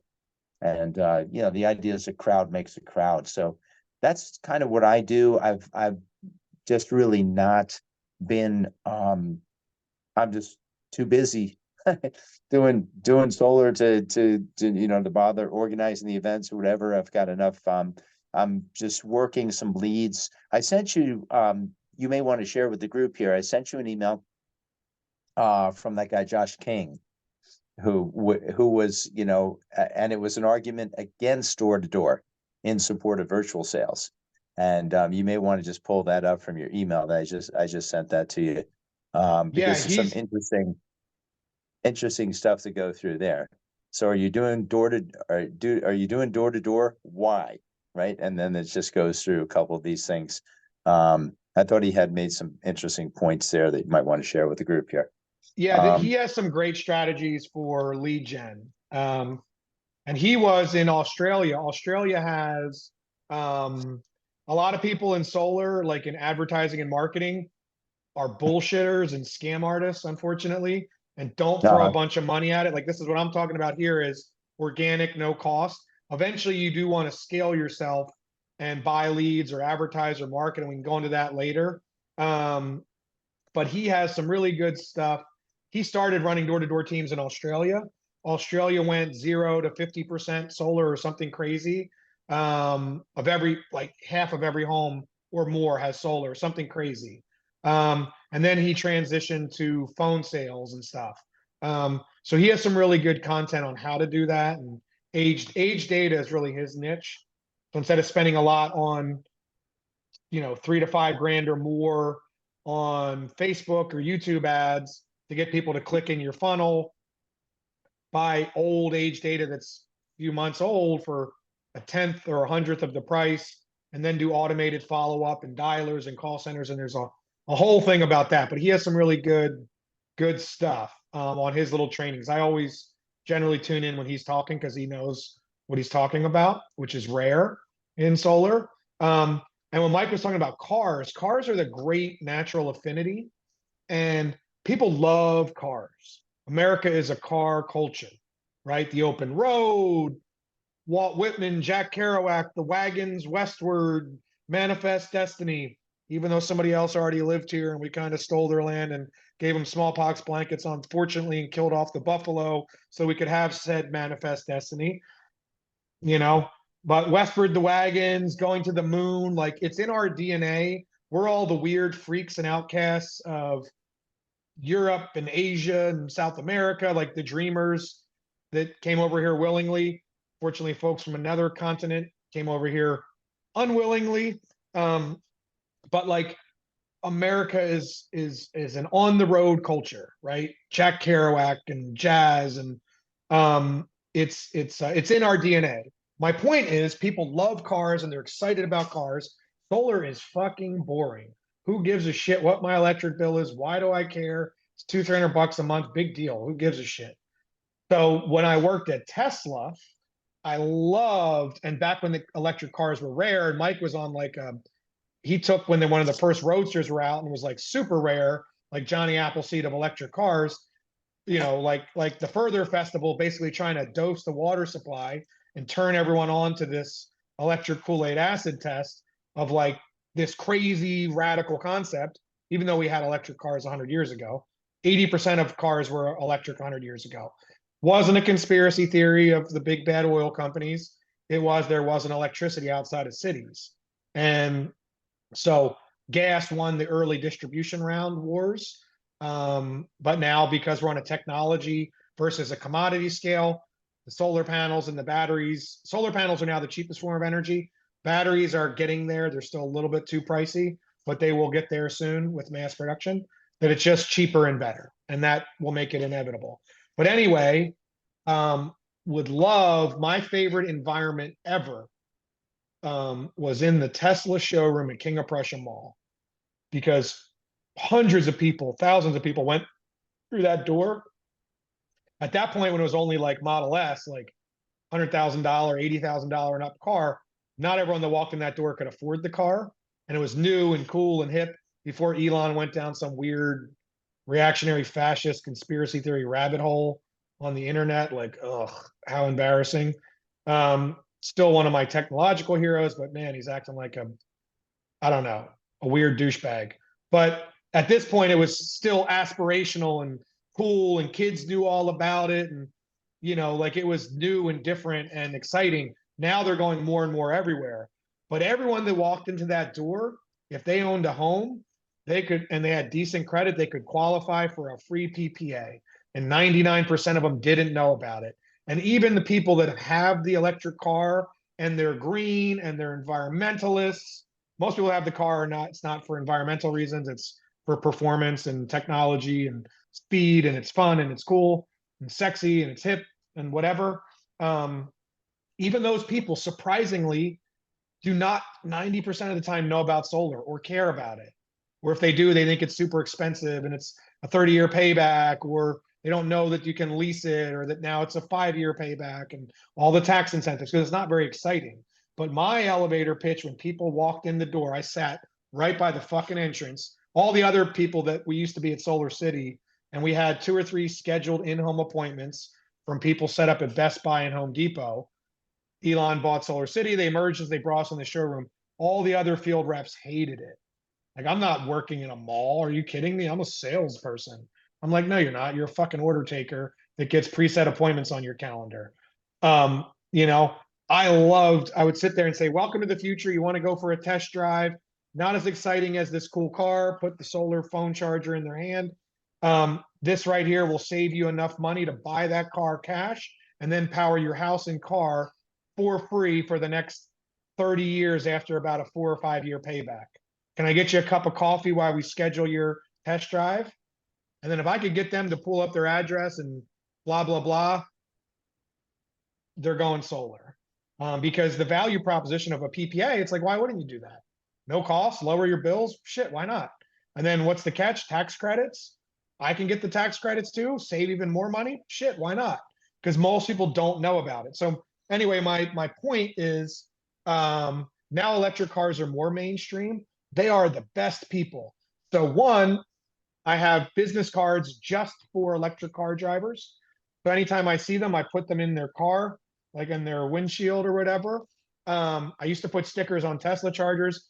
So I got a call about that saying I can't advertise If I don't get them down, their lawyers will contact me. So I stopped putting stickers on Tesla superchargers. But they are the best people. Every time you see electric car chargers, go first talk to them. Hey, cool car.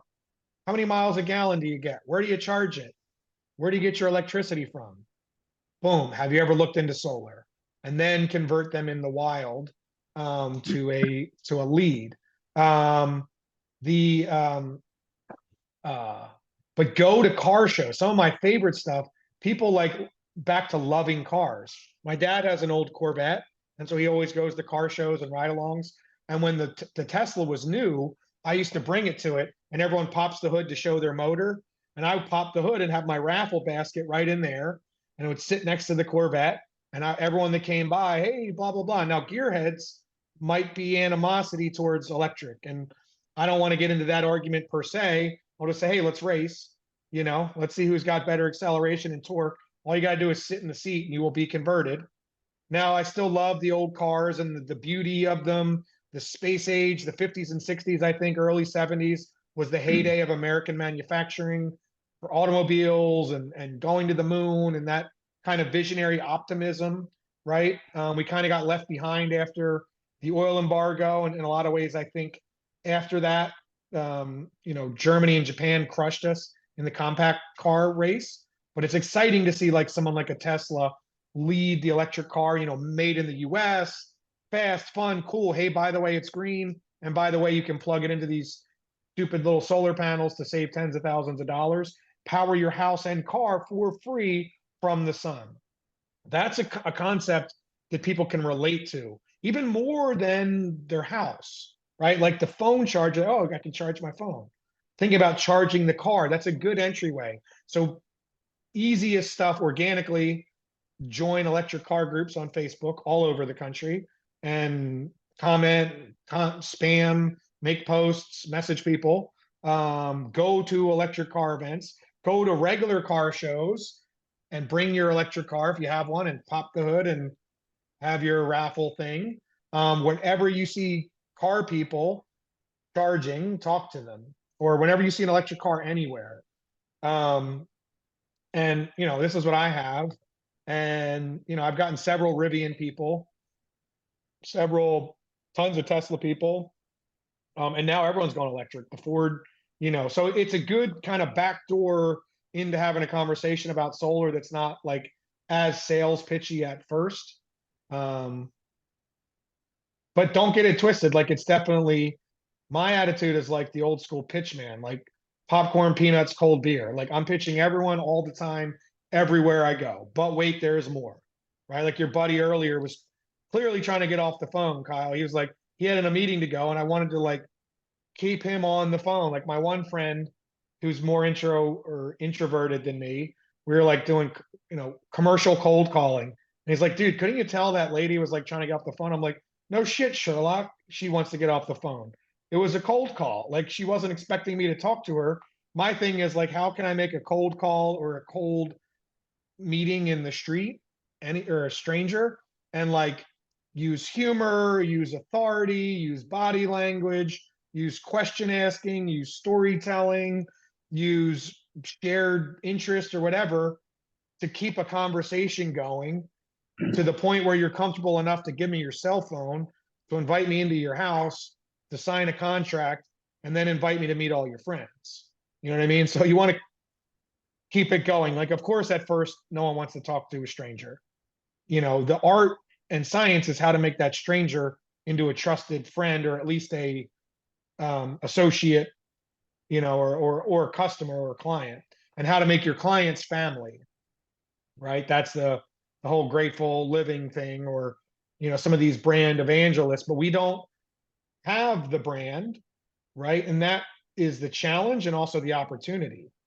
You know what I mean? Like Apple and Tesla and Grateful Dead and the Eagles, they don't need advertising or marketing, and they don't need brand evangelists. You know what I'm saying? So the cool thing about solar is it's this awesome thing that can save so much money. There's ways to get it hooked up that don't cost anything. The adoption of solar is growing exponentially, and 95% of people you talk to have never heard about it, are not interested in it, or if they have heard about it, they're operating off of old data that it's super expensive and there's no payback and blah, blah, blah. So anyway, I've been doing blah, blah, blah for a while. But you know, here's our, can you see this other one with the tipping point, right? This is happening whether people know about it or not, and whether they buy it from us or not. This is the adoption of solar. So the cost is plummeting. Once that tipping point happens, the rate of adoption grows exponentially. This has happened with every technology, consumer product, and good idea in history, from the wheel to democracy, the S curve of technology adoption. So we just need to get a fraction of a percentage of this to get generational wealth, financial freedom, while helping people and the planet. Because make no mistake, people are going solar. In 5, 10, 15 years, it's going to be like air conditioning or indoor plumbing. Like, to me, solar is such a no-brainer. Like, what do you mean you dig a hole in the backyard to take a shit? What do you mean you chop chunks of ice in Maine in the winter and ship it down on a train in straw bales and put it in your refrigerator so you can maybe keep your food cold before it spoils and goes rotten and you get botulism and get sick? Like, what in the hell are you talking about? You know what I mean? Like, to me, it's like, when you look back at these adoptions in the beginning, that was the craziest fucking idea ever. The car was insane. Why in the hell do I need a car? I've got a horse and buggy. That's a toy for rich weirdos on the coasts. You know what I mean? There's no charging infrastructure. There's no gas. The thing's gonna, you know what I mean? Henry Ford didn't invent the car. He invented the assembly line to make the cars more affordable, and then introduced financing to unlock ownership, where you can loan or lease it in a monthly payment. Once that happens, everyone is doing this. Bottom line, all this other shit that I'm saying, none of that really matters. I mean, if you want to get nuanced and go down rabbit holes of persuasion and psychology and sales and society and blah, blah, blah, it doesn't really matter. Solar's cheaper. You want to pay more or less? Do you want to pay higher bills or lower bills? Do you like paying taxes, or do you want to get a 10 or 15 grand tax credit? Do you like being at the mercy of monopolies, or do you want to have independence, control, power, protection, freedom? You know what I'm saying? Do you want your house to sell for more money with solar or less money without it?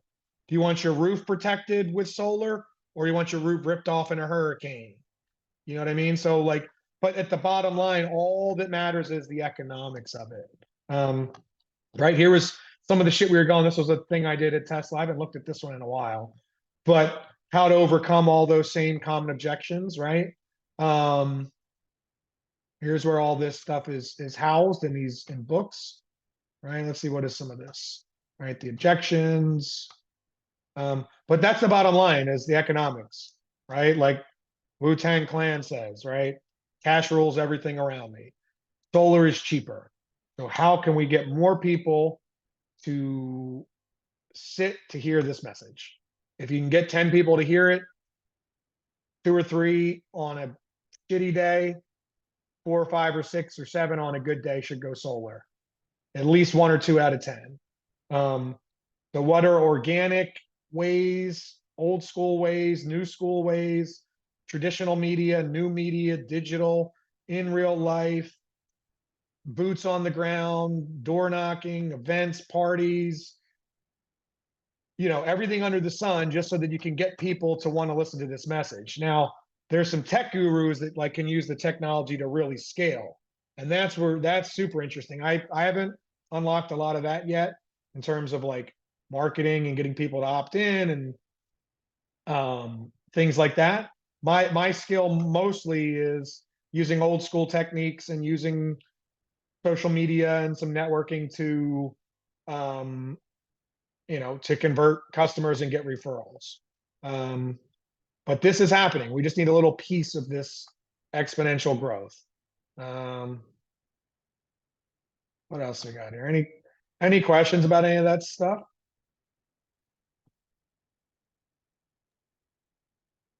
We lose Mike. I got a Right. question. the proposal that we had presented earlier, I was looking at the payment.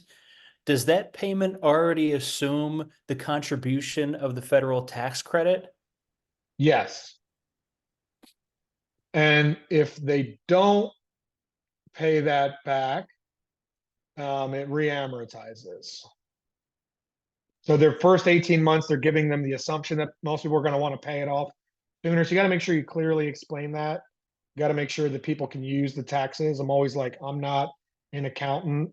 Check with your accountant. But here's how it works. If they have the tax appetite, then they will get that. If they apply it, it stays the same. If they keep it and don't apply it, it re-amortizes. So if So it's send that in within the first 18 months in order for that schedule to progress as. yeah, so they give everyone the chance, like whether you got it installed on January 1st or December 31st, so that you have it for next year's taxes. So if it, let's say it's 30 grand and 30% of that's like 9 grand. So, and you're paying 200 a month or whatever ballpark. And if you work a normal job and the average person's making 1,000 a week ish, the average salary I think is like 50 grand, unfortunately. And Uncle Sam's unfortunately taking $200 or $300 out of your check each week, right? 20, 30% or more. At the end of the year, if you've paid 15,000, if you made 50 grand and paid 15,000 in income taxes, you have a $9,000 tax credit. You're going to get all 9,000 refunded if you paid in all along. Like if you took money at W-2 out of your paycheck, people have their own business or whatever, or, and they pay quarterly or they're going to owe 9 grand less. If people only paid 3,000 in taxes, they'd get 3 this year, 3 next year, 3 the year after. If they don't pay any taxes, if they're retired, church or school, although now for commercial, the IRA makes it a direct pay rebate, but that's a little bit different. But like people that do, let's say, work at restaurants or construction, maybe more cash business, if they don't pay taxes, they're not going to get that as a rebate. So then in month 18, they take that 9 grand, they apply it. Their monthly payment stays at $200. That $200 represents paying off a $21,000 loan. It assumes, I don't think it's done as a bait and switch. Maybe if people don't explain it right, kind of giving people the benefit of the doubt and giving them options, and trying to, give them the lowest payments and the most flexibility possible. If they want to keep it, it's totally fine. It's some people might want to go on vacation, pay off other stuff. Back when there was low interest loans, maybe pay off high interest credit cards or school debt. But if they keep it, now all of a sudden, instead of paying off a $21,000 loan for $200 a month, they're paying off a $30,000 loan. Maybe it goes to $250 or $270 or whatever. It just re-amortizes up a little bit. Conversely, every time you apply more than $2,500, it re-amortizes down to a lower monthly payment. Does that make sense? Yeah, and with Solar Edge, I think you can do that more often than other companies. Is that right? And re-amortize? I think you can all do it a couple times. Like GoodLeap, I think you can do it a couple times. They've all changed so much. Right now, the cheapest one lately seems to be SunGage. For a while, it was Mosaic, and then Solar. There's a couple different ones. Sonova, GoodLeap, and they've all, as interest rates have gone up, and they will come down again. They all slightly change who's better.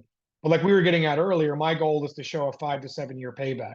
A lot of people's sales slow down the last year or two because they're still pushing that 4% or whatever the lowest interest rate. You saw the difference, right? Like at 4%, the payment went from, at 10%, it was $240 a month, 30 grand or whatever. At 4%, it was $190 a month, so you're saving $30 or whatever, $40. But now you're paying off 50 grand. So if you're just going to make the minimum monthly payment, the lower monthly payment's better. But if you want to show people, more savvy, sophisticated people, a 7-year ROI, I like backdoor it. I did that even when there was actually low interest rates. I always did the highest interest rate, fastest payback, and my sales never slowed down. Right. So of course everyone's like, oh, the fucking banks and the interest rates and Biden and the pandemic. Blah, blah, blah. It's like, well, if you're fucking pushing a $50,000 loan that should be 30 grand, of course less people are going to sign up, you fucking idiot.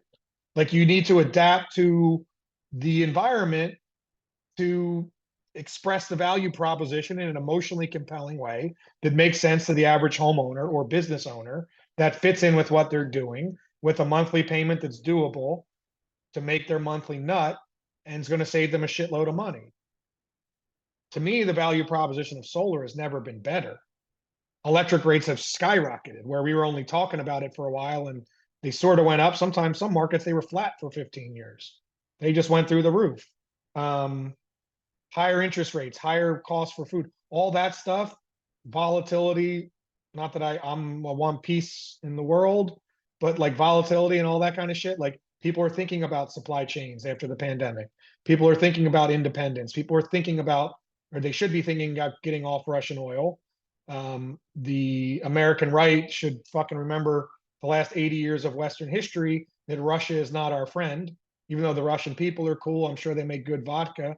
But the people in power are not our friends, and they're deliberately amplifying reactionary fascism across Europe and the West to break up the transatlantic alliance of America and NATO, and using their oil as the cudgel and the wedge to do that, right? So it's fucking whack to see Fox News and certain idiots repeating Russian propaganda and Kremlin talking points. That's fucking sick and twisted.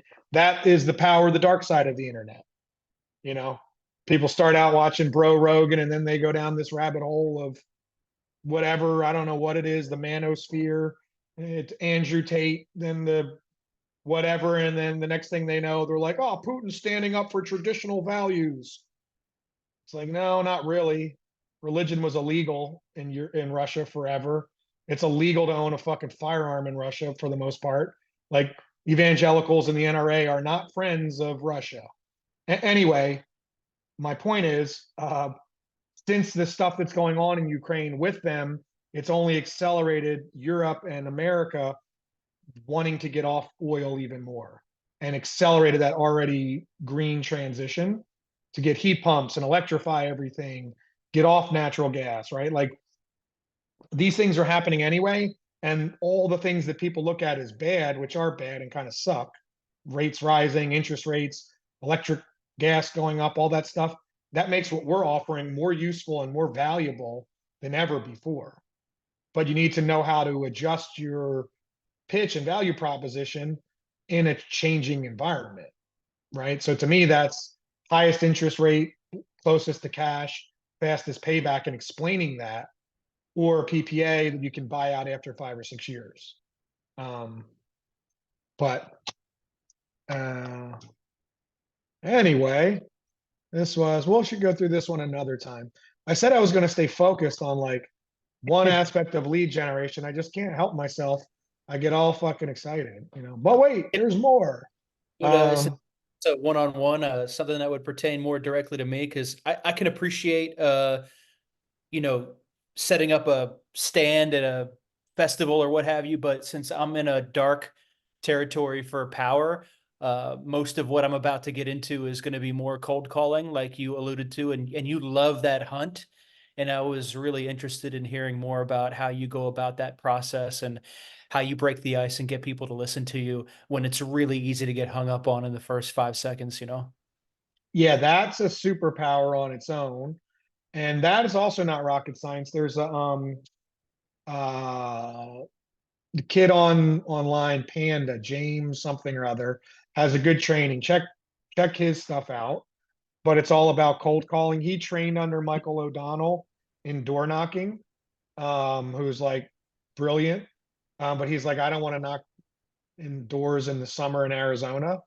So he just started applying it to setting appointments by cold calling. He'll do like, there's a lot more to it, but basically a split screen of get Google Maps, pick a good neighborhood, then pull up True People Search, which is about 90% accurate for cell phones and stuff, and type in people's info. Here, let's do it. And then I probably got a boogie here in a few minutes. But here, do this. So What was that first name that you said first about the watching? guy's name? Yeah. Yeah, Panda solar appointments or something on Facebook. He's got like a panda avatar. I think that's part of his shtick, is he like hides his face or whatever. But he's a smart kid, and he does basically digital door knocking. So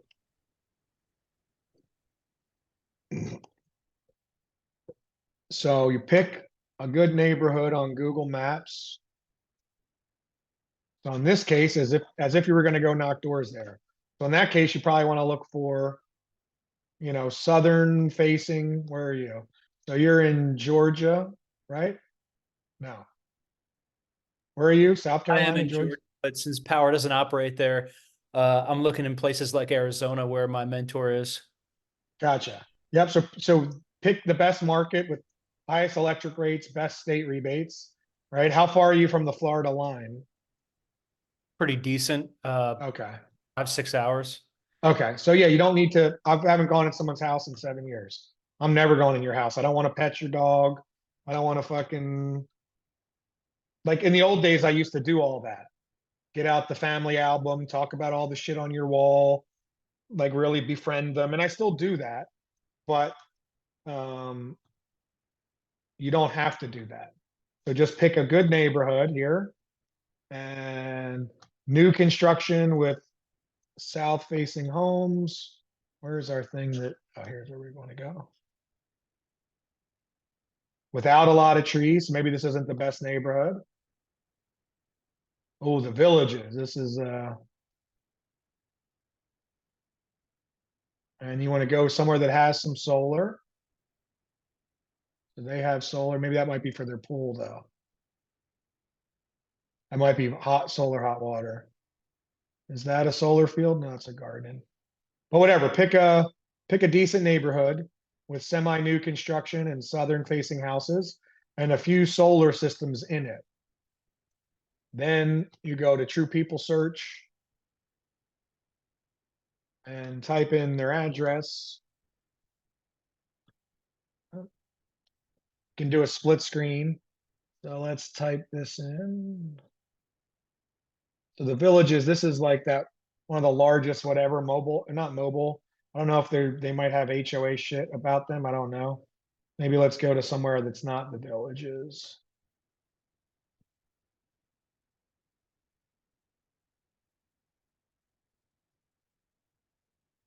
Well, what's up with those houses?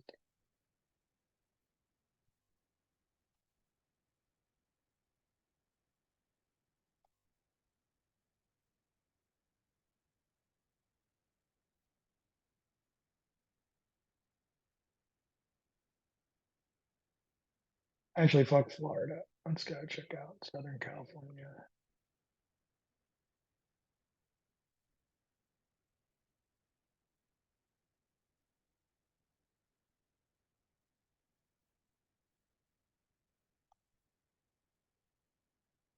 Let's find a nice little development that has some solar in it. Yes, Dow. Here we go. This is prime hunting territory.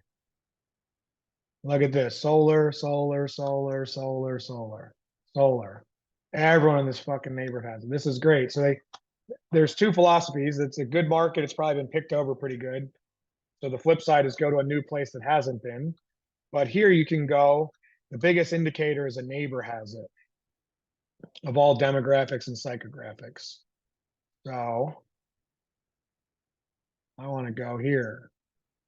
And I want to call this guy. Both of his neighbors have solar. We want to go here. And we're going to plug reverse address search. Ugh, hello there, Eli. And Escondido.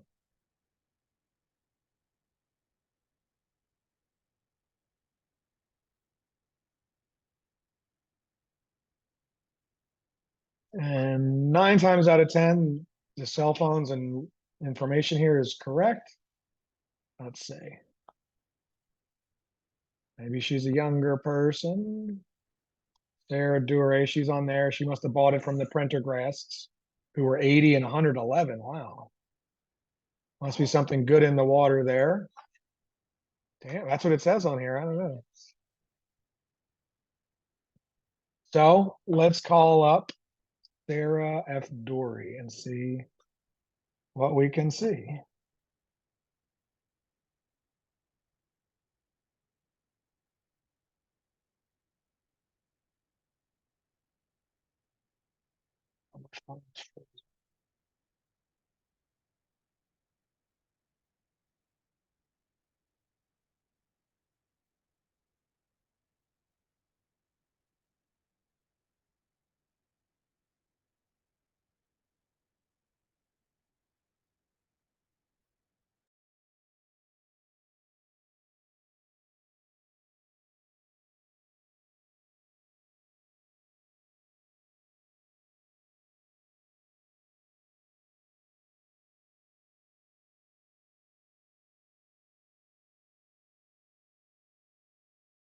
Your call has been forwarded to voicemail. The person you're trying to reach is not available. At the tone, please record your message. When you have finished recording, you may hang up.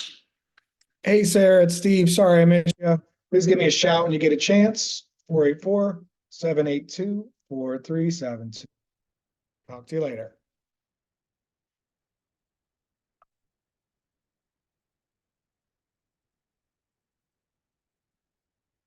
One, I hate we left fucking Britain for a reason.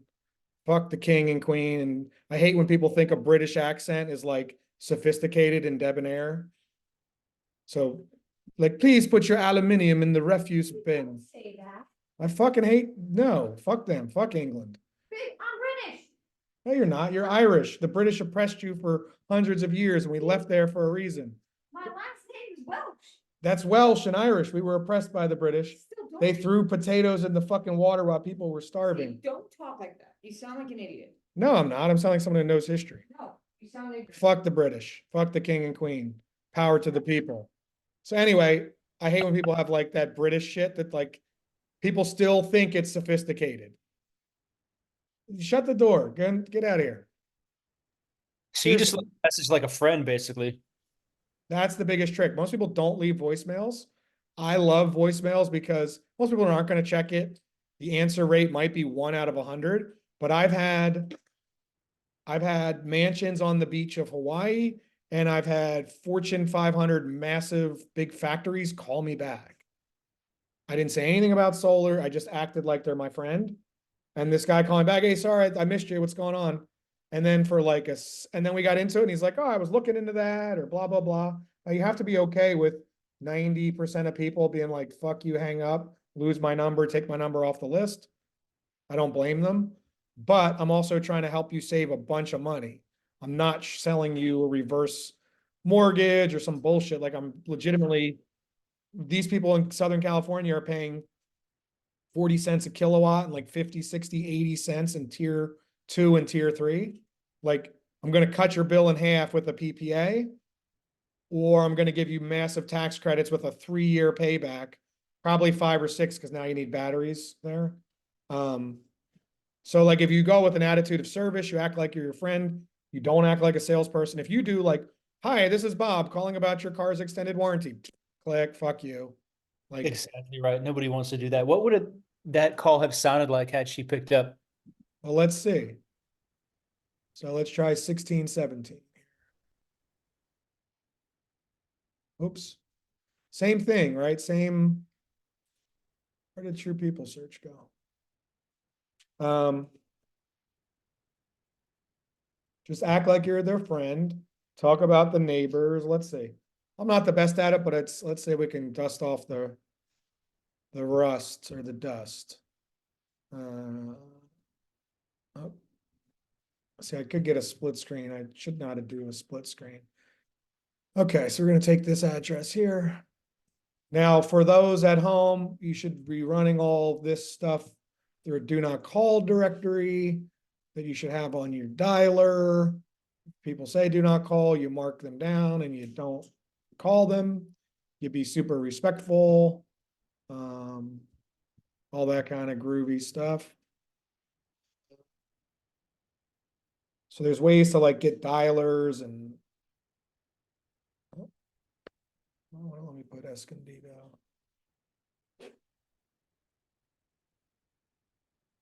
Son of a bitch, what's that? What was that? We'll call one more and then I gotta get rolling. We'll tune in same bat channel next week. Have you heard anything more from your buddy yet? Did he get back to you like separately or anything? No, not separately, but I have a feeling that initially he might have felt like that 258 payment was going to completely take over his 323 or whatever that he was enjoying or not enjoying with the gas and the electric combined. And then it dawned on him that it was only going to be electric. So now he's got to justify worse cash flow initially for a long-term benefit, which I think sometimes is hard unless somebody's like hyper motivated right in that moment. Yeah, so that's why in like a higher interest, sometimes ideally in most markets and everywhere, the loan used to be a 4 to 7 payback with the same or hopefully 20 or $50 less a month. Now with that higher interest rate, you're paying a little bit more for that per month. So it's not always that scenario. What is This whole house was electric, it would have been a much easier sell. The Well, gas, still, you still want to have, yeah, but the electric portion is still going to pay for itself type thing. So you want to Yeah. set up, if he's paying 200 a month, we can justify 240. We can also back out some margin, right? We gave ourselves some wiggle room there with the engineers and the site survey. yep. I like, oh, okay, good news. If there's less shade, we need less, there's less shade, less panels, we can get it more efficient. Get 5 panels off of there and get the payment to 190 a month, or cut down some margin and get it to 190. Right. So we have wiggle room there to do stuff. But really we just need it to be the same monthly cash flow or do a PPA. Let's see if we can call this person here.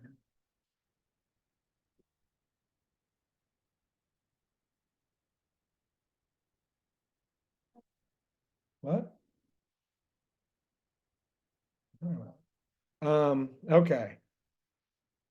This doesn't seem, maybe this person moved. Oh, maybe Brandon moved.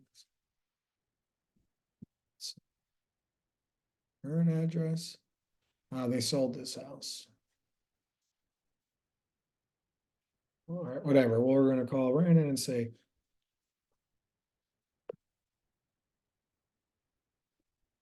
Dude, what are you doing? I'm okay.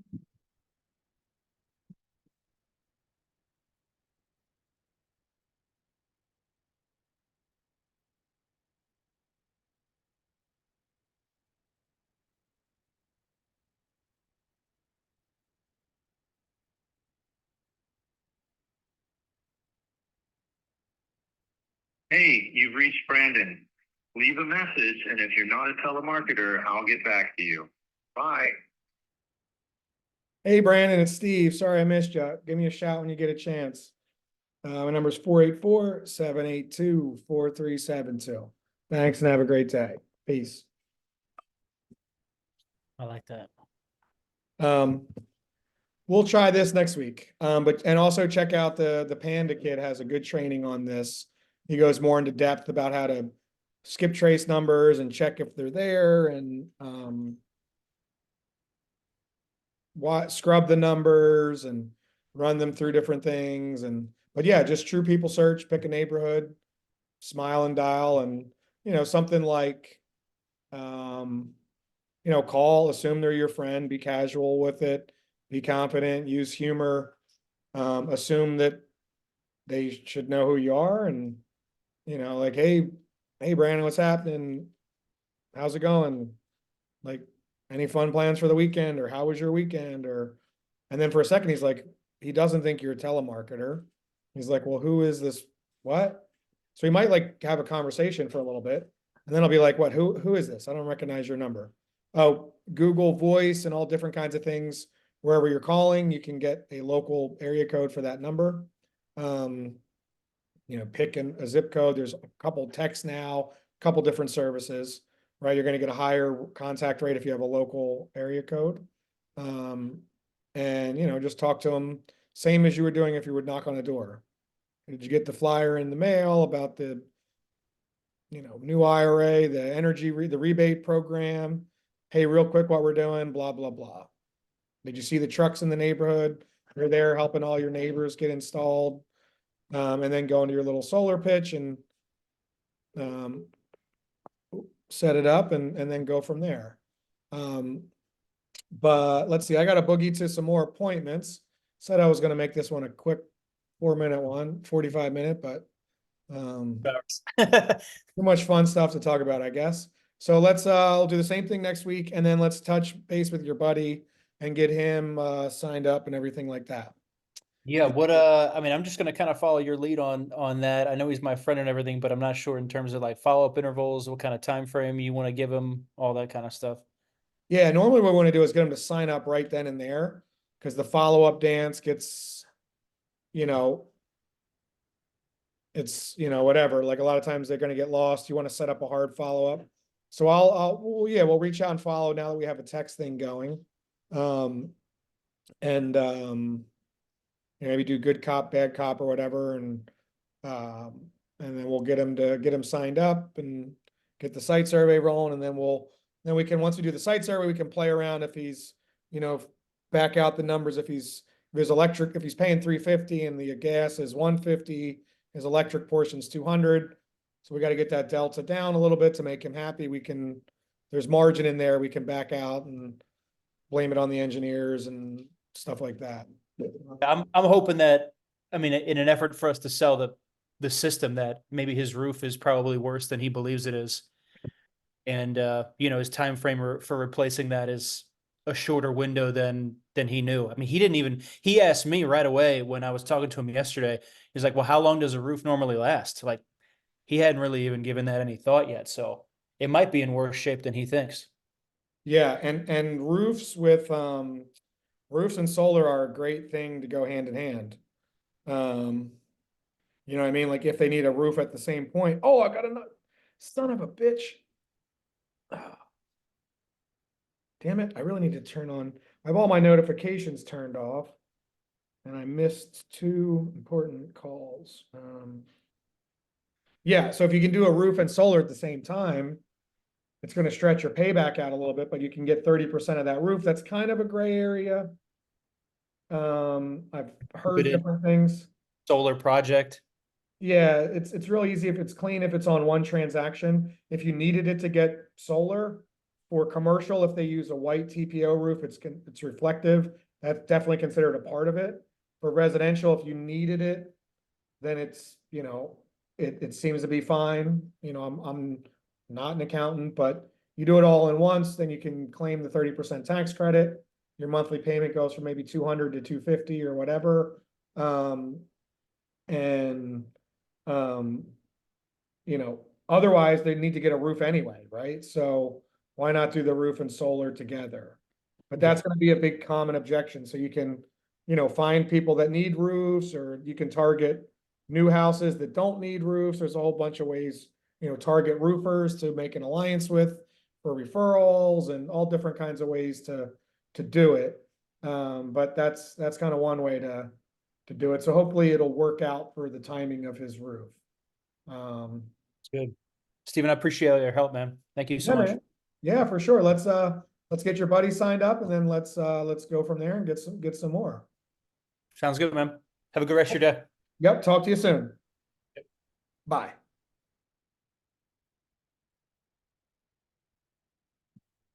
All right. See you next week.